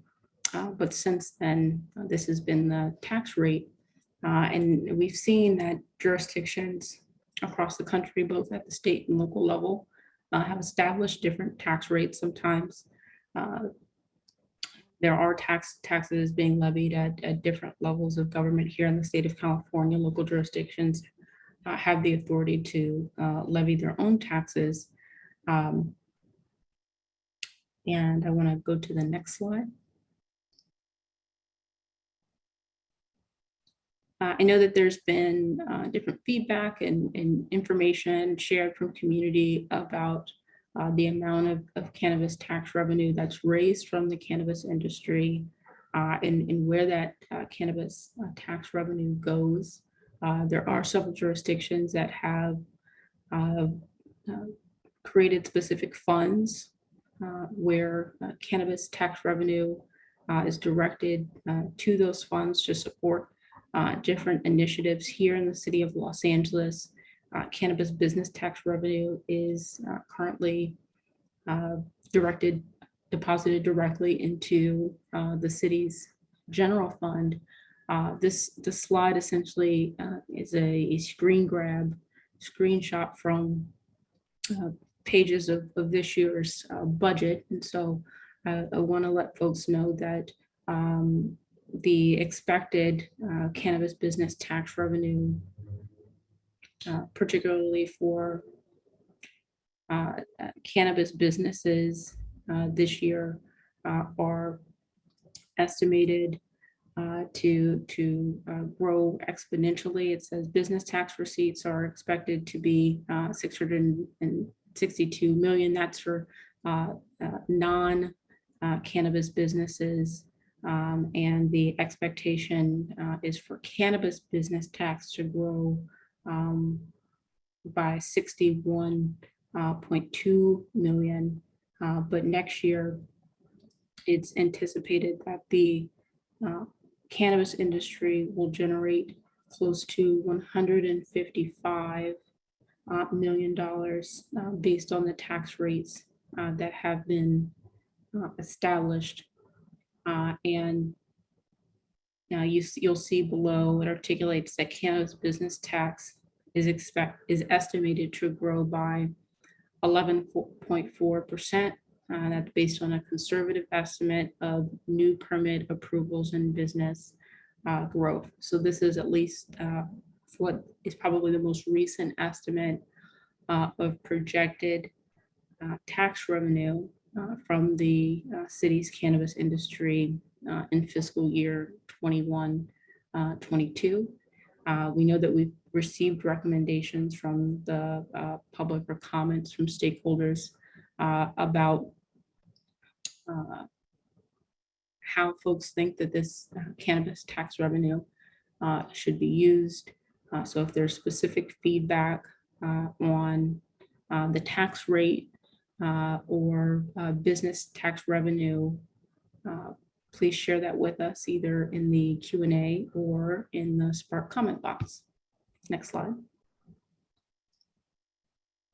I was mentioning earlier, the City of Los Angeles established a Department of Cannabis Regulation and a Cannabis Regulation Commission to manage the city's cannabis policy and programming. Specifically, the department processes all of the applications for commercial cannabis activity here in the City of Los Angeles, and we either make a recommendation to the commission so that the commission can make a final licensing determination, or depending on the license type, namely if it's not a retail business, it's the department itself that would make the licensing determination.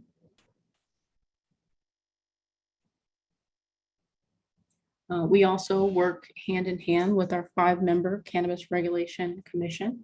You heard from Commission Vice President Mason earlier today. The commission was established at the same time that the department was established, and they have several roles in the City of Los Angeles as well.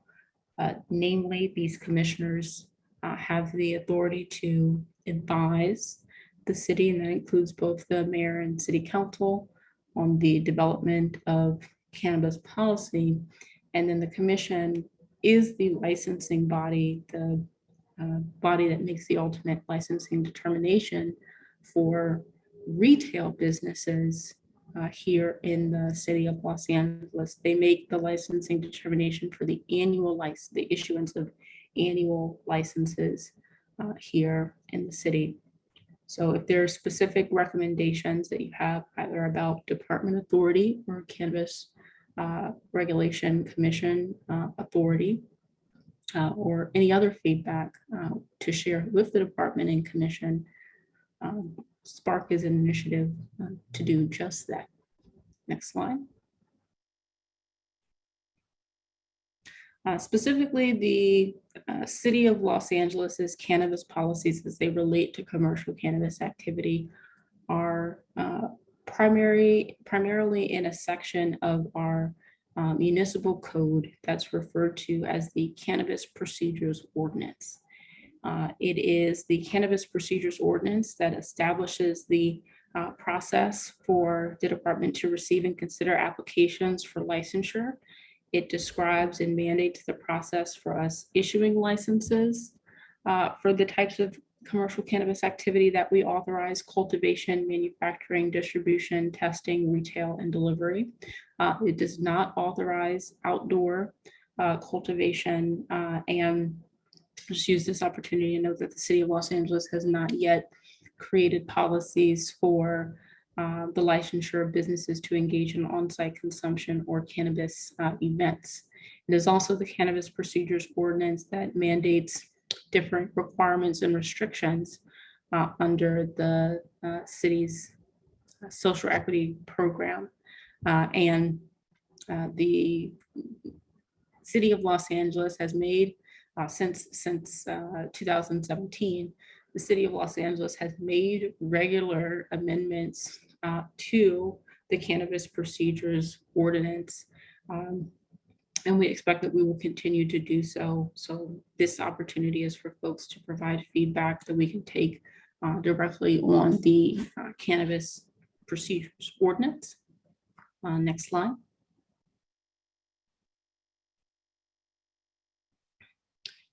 It's important to note that while the Cannabis Procedures Ordinance details the business licensing process, there are other restrictions that are placed in other code sections of our local law. One of the things that is kind of most foundational and critical to framing what commercial cannabis activity looks like in the City of Los Angeles is an ordinance that places restrictions and requirements on where cannabis businesses can locate. Historically, this has been an extremely important consideration in trying to mitigate community impact. As such, the city has created policies that require businesses to be a certain distance away from uses that are considered to be sensitive. Namely, retail businesses are required to be 700 feet away from schools, public parks, public libraries, alcoholism or drug abuse recovery or treatment facilities, daycare centers, permanent supportive housing, and other licensed retail facilities. Folks who are engaged in non-retail activity are required to be 600 feet away from schools, and then those engaged in what's called volatile manufacturing are required to be located 600 feet away from any school and outside of a 200-foot radius of any residentially zoned property. So these location restrictions originally were intended to try and mitigate the impacts associated with different uses that are considered sensitive. But we know that there's been lots of discussion and feedback about these requirements, and want to make sure that the city has a balanced consideration of different interests for folks who may want to see a lowering of these thresholds, or folks who may want to see these thresholds increased. But either way, we want to hear from our stakeholders, particularly if there's any feedback on the cannabis location requirements. Next slide. We had shared this information previously, but there are a number of operating requirements that are mandated of all of our cannabis businesses. These are the operating requirements that are primarily associated with retail businesses, but every single license type has different operating requirements. Part of what the department is working on is building a compliance program to help assist folks, one, understand what those operating requirements are, but then also to help folks to get compliant. But if there are recommendations that folks have, if there's this particular type of assistance, or if there are different restrictions as a community member that you think are going to be necessary for us to monitor compliance, if there have been different community concerns raised or different activity or behavior of the cannabis industry in your community, and you think that a particular restriction or provision might help to mitigate those impacts, we want to hear from you about what your experience has been, and if you have any feedback on recommendations on how we could help improve your experience. Next slide. Great. It's our next poll question. So Director Packer has gone over a lot of different rules and regulations surrounding commercial cannabis activity in the city.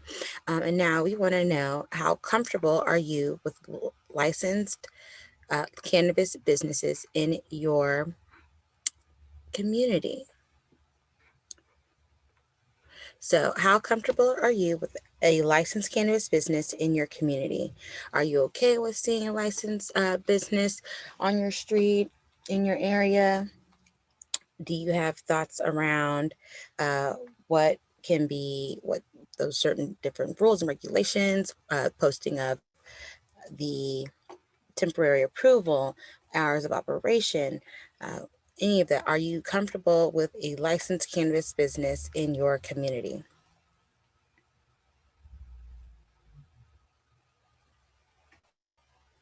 So let us know, how comfortable are you with a licensed cannabis business in your community? Very comfortable, comfortable, neutral, uncomfortable, or very uncomfortable? We've covered a lot of different topics around commercial cannabis activities and licensed cannabis locations. So how comfortable are you with a licensed cannabis business in your community? Let's check out these results. So the majority of people that participated, 81%, are very comfortable with a licensed cannabis business in their community. It's good to know. Thank you guys for participating. I will now pass the presentation back over to Director Packer.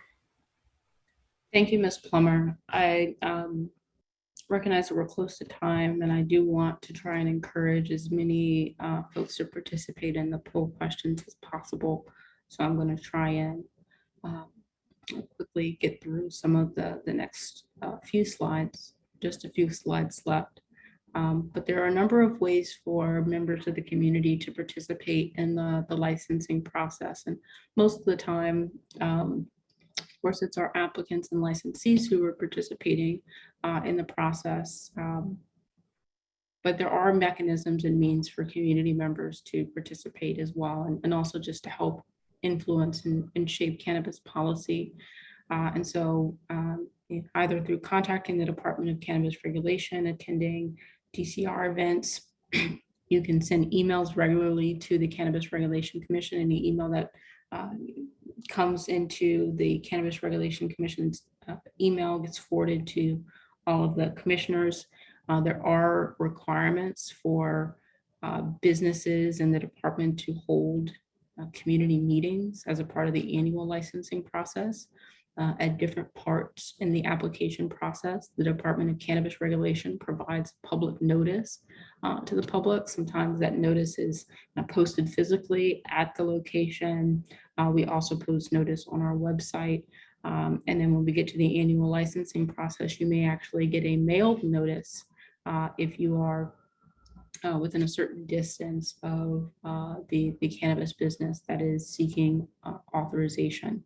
So we encourage folks from the community to, if they are interested, to participate in the licensing process, or if you have feedback and want to see different ways that aren't included currently for members of the public to participate, please share that feedback with us as well. That'll help us prioritize resources and make sure that we have the appropriate resources in place to facilitate increased engagement in the application and licensing process. Next slide.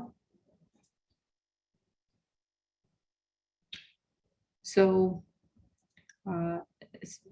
as previously stated, there are a number of different activity types that the City of Los Angeles authorizes. Right now, essentially, individuals can apply for all activities except for cultivation and volatile manufacturing or retail. But all of the other activities we receive new applications for on a regular basis. There are restrictions on the number of certain activity types that can exist. Namely, there are a limit on the number of cultivators, a limit on the number of retail businesses, and a limit on the number of businesses that can engage in volatile manufacturing.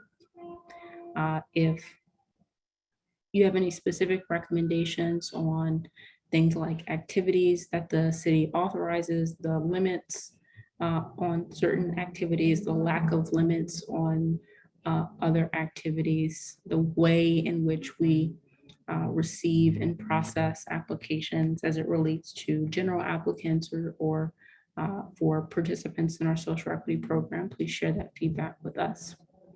Next slide. So big picture, stepping away from any specific application processes, there are several.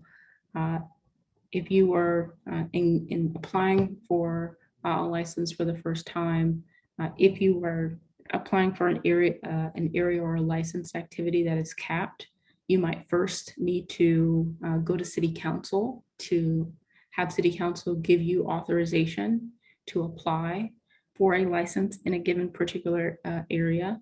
If you were to receive that finding, if necessary, the next step would be for you to submit a pre-application. The department would review that application and determine that the business was compliant with some of those location restrictions that we mentioned previously. After we determined that the location was compliant, the business would then apply for temporary approval, and they would be able to operate after going through the temporary approval process and receiving their temporary approval.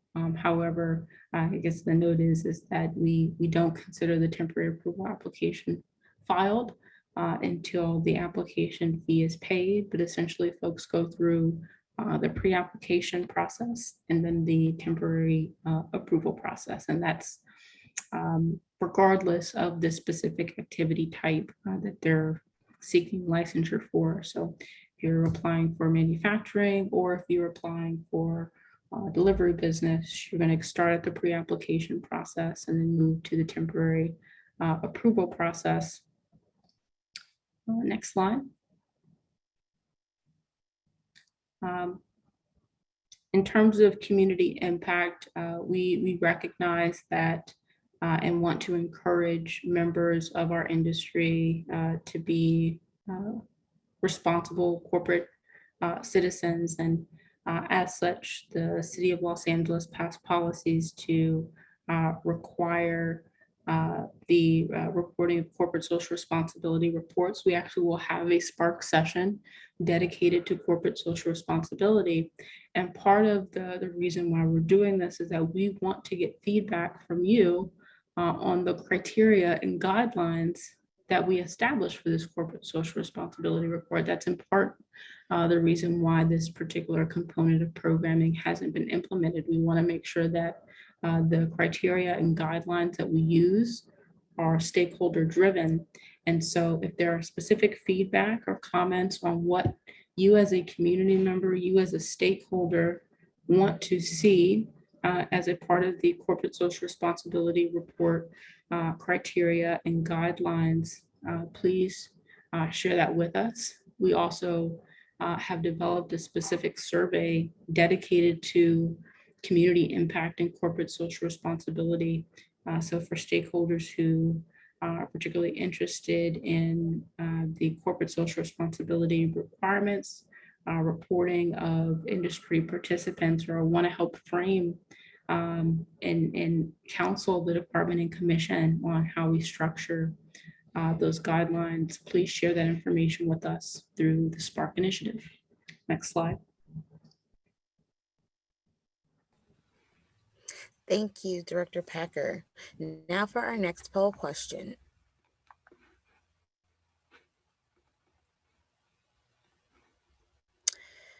Speaking of community impact and corporate social responsibility and how we engage with the community, would you participate in programming designed to promote community engagement and community service by the cannabis industry?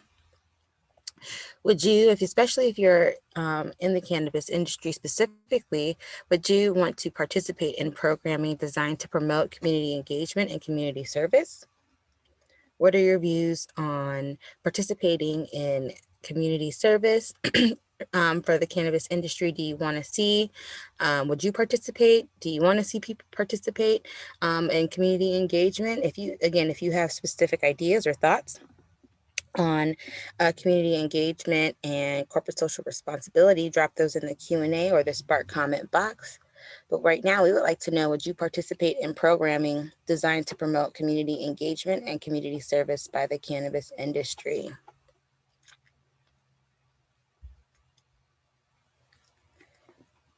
Let's take a look. So yes, 93% of the people who participated would participate in programming designed to promote community engagement and community service by the cannabis industry.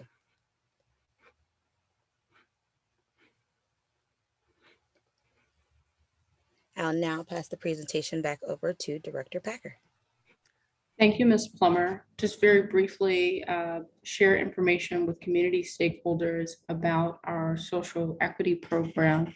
The City of Los Angeles does have programming that is been developed or is currently in development whose mission is to promote equitable ownership and employment opportunities in the cannabis industry and to decrease disparities in life outcomes for marginalized communities and to address the disproportionate impacts of the war on drugs in those communities. Participation in programming is largely based off of eligibility associated with criteria related to a cannabis arrest or conviction, being low income or residing in a disproportionately impacted area. The programming that we have available or that is in development and forthcoming is application processing, access to financial resources through the SEED grant program, access to legal resources through the Pro Bono Legal Services program, access to business development assistance by way of our business licensing and compliance assistance programming, and then additional financial assistance in the form of fee waivers and fee deferrals. These programs are ongoing and constantly being worked on to provide access to the public. And so if there's specific feedback from community members on different programming that they would like to see, the allocation of resources to programming, the prioritization of different programming, or on how we determine who is eligible for programming, please share that feedback with us through Spark.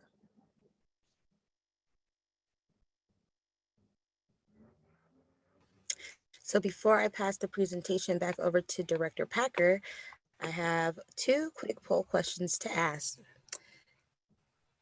The first is your community adversely affected or impacted by one or more unlicensed cannabis businesses?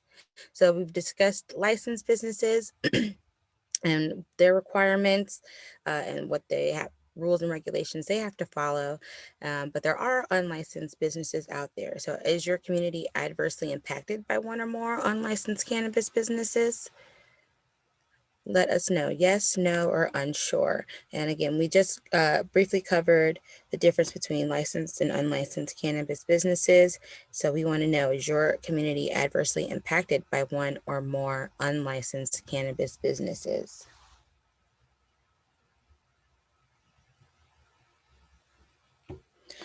And if you have, again, any feedback on some of the topics we've been speaking about today, community impact, corporate social responsibility, Director Packer just went over social equity program, feel free to drop your notes and comments into the Q&A or the comment box. And let's look at the results for this first poll. So is your community adversely impacted by one or more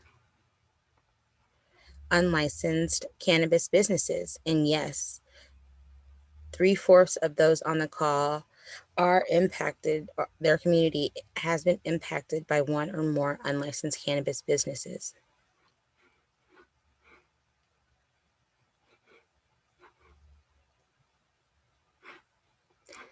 And following up with that, do you know how to report an unlicensed cannabis business? So let's launch this one. Do you know how to report unlicensed cannabis businesses? So we just ask if your community has been impacted by unlicensed cannabis businesses, but do you know how to report these businesses?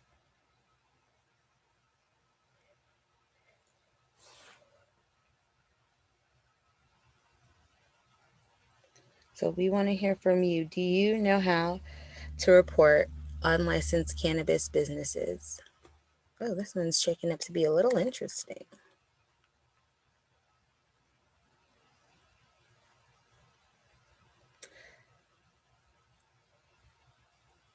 Do you know how to report unlicensed cannabis businesses? And it looks like the majority of people have participated, so let's take a look. It's actually interesting. It's kind of split between no and unsure, but the majority of people, yes, do know how to report unlicensed businesses, but there are quite a few that don't or unsure how to. I'll now pass the presentation back to Director Packer.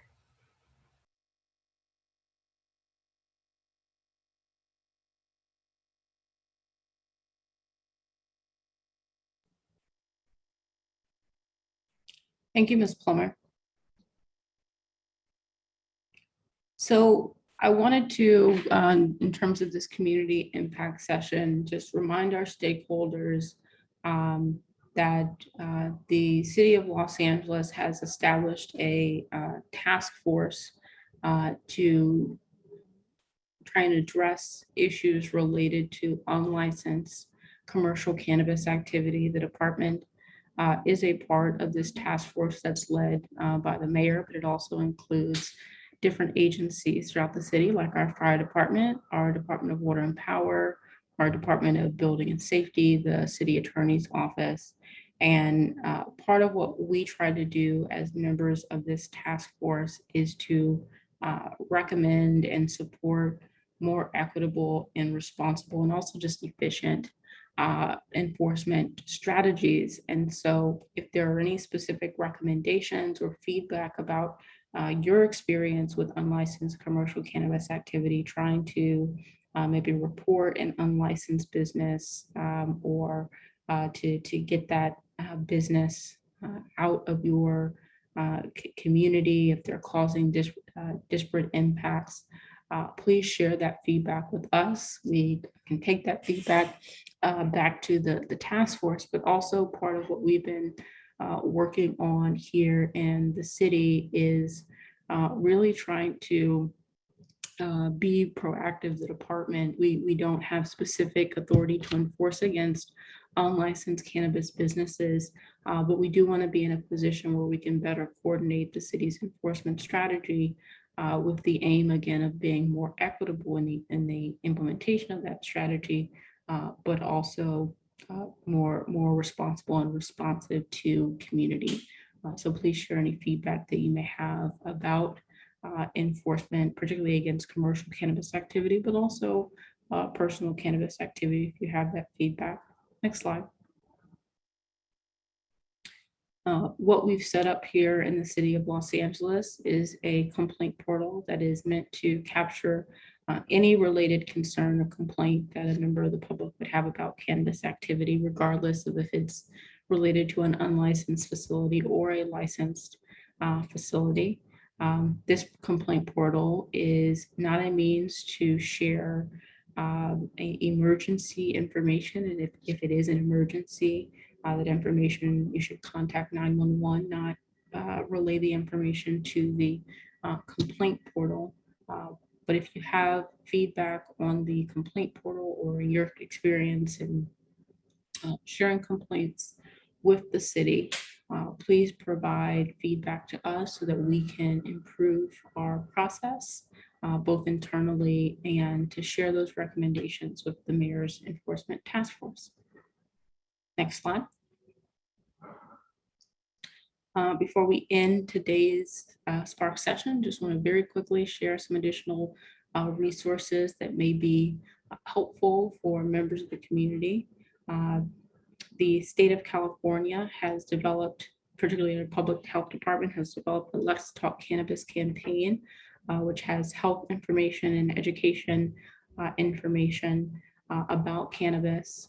We also have on our website information about the Los Angeles County Public Defender's Office and resources that are available to help folks seek legal relief through different expungement services. And we also have information on our website related to the Los Angeles County Department of Public Health, who also has a public information campaign with information for consumers and information about what's legal.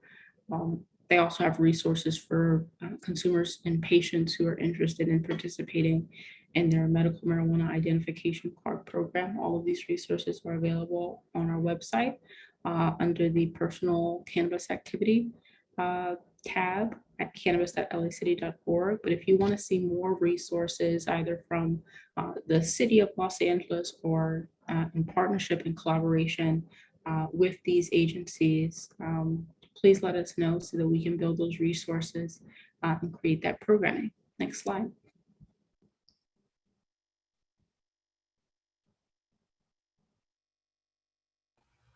Thank you, Director Packer. Along with the resources mentioned on the website, we do have a lot of the information we provided today in fact sheets and FAQs inside the Spark virtual meeting room and Spark in the stations number 2 and 3. You will find these different fact sheets and FAQs. You can click on the links and download these different collateral as well. So this is our last poll question for the day, and it's one of the ones that I've been looking forward to probably the most. And it is,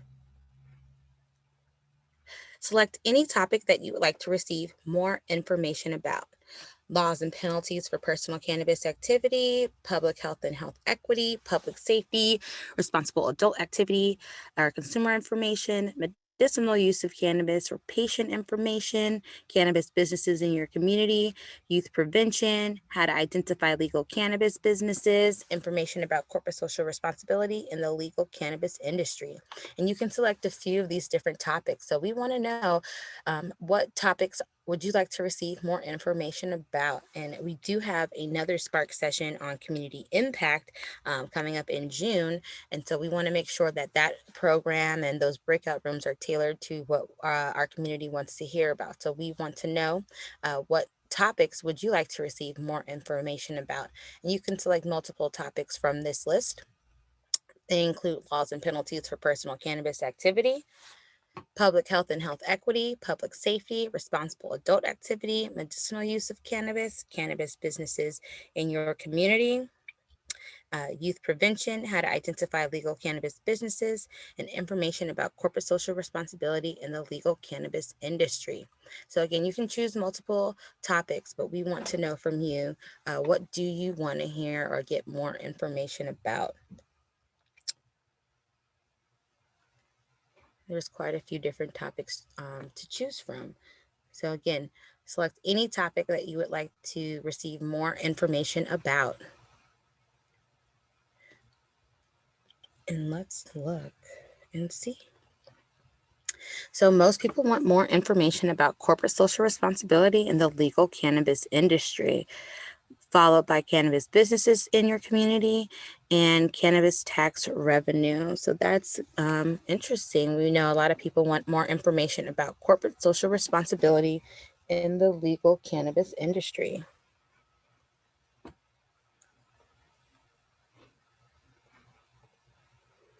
And now, as we're starting to wrap up, I just want to give a quick reminder that our next Spark session will be Wednesday, May 26th. The stakeholder comment period will begin at 5 p.m. The Spark session will begin at 6 p.m. We will be doing breakout rooms in these upcoming sessions. And again, our Spark surveys and Spark comment box are available through June 30th in the virtual meeting room. And feel free to leave your comments at the Spark comment box. And you can stay connected to Spark through the virtual meeting room, our DCR website. Again, we have created the Spark email blast, and we have our DCR email blast, the Spark comment box, Spark surveys, and our upcoming Spark sessions. I will now pass it back to Director Packer for closing remarks. Thank you, Ms. Plummer.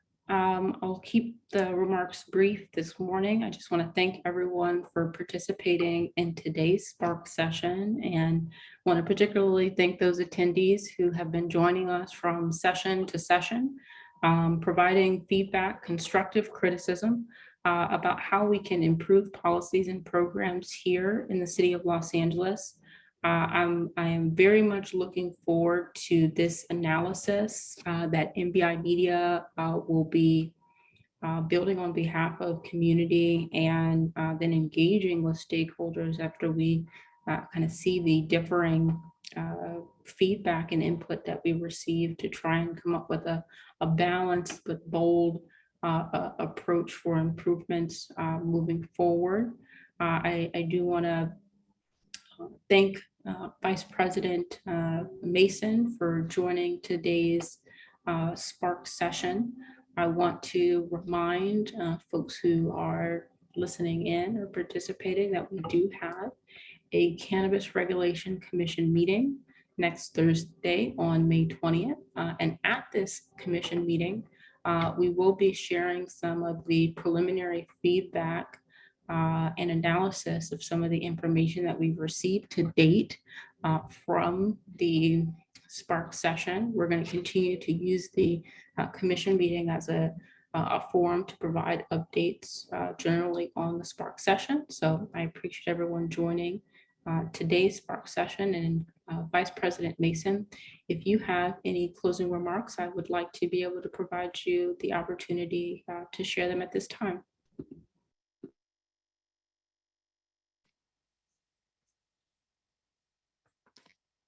Hi, I am here. I am appreciative of the engagement this morning. I've read through many of the comments, some echo some concerns that I have raised in the past, and look forward to continued engagement with the community to make this program as robust, as community serving, and as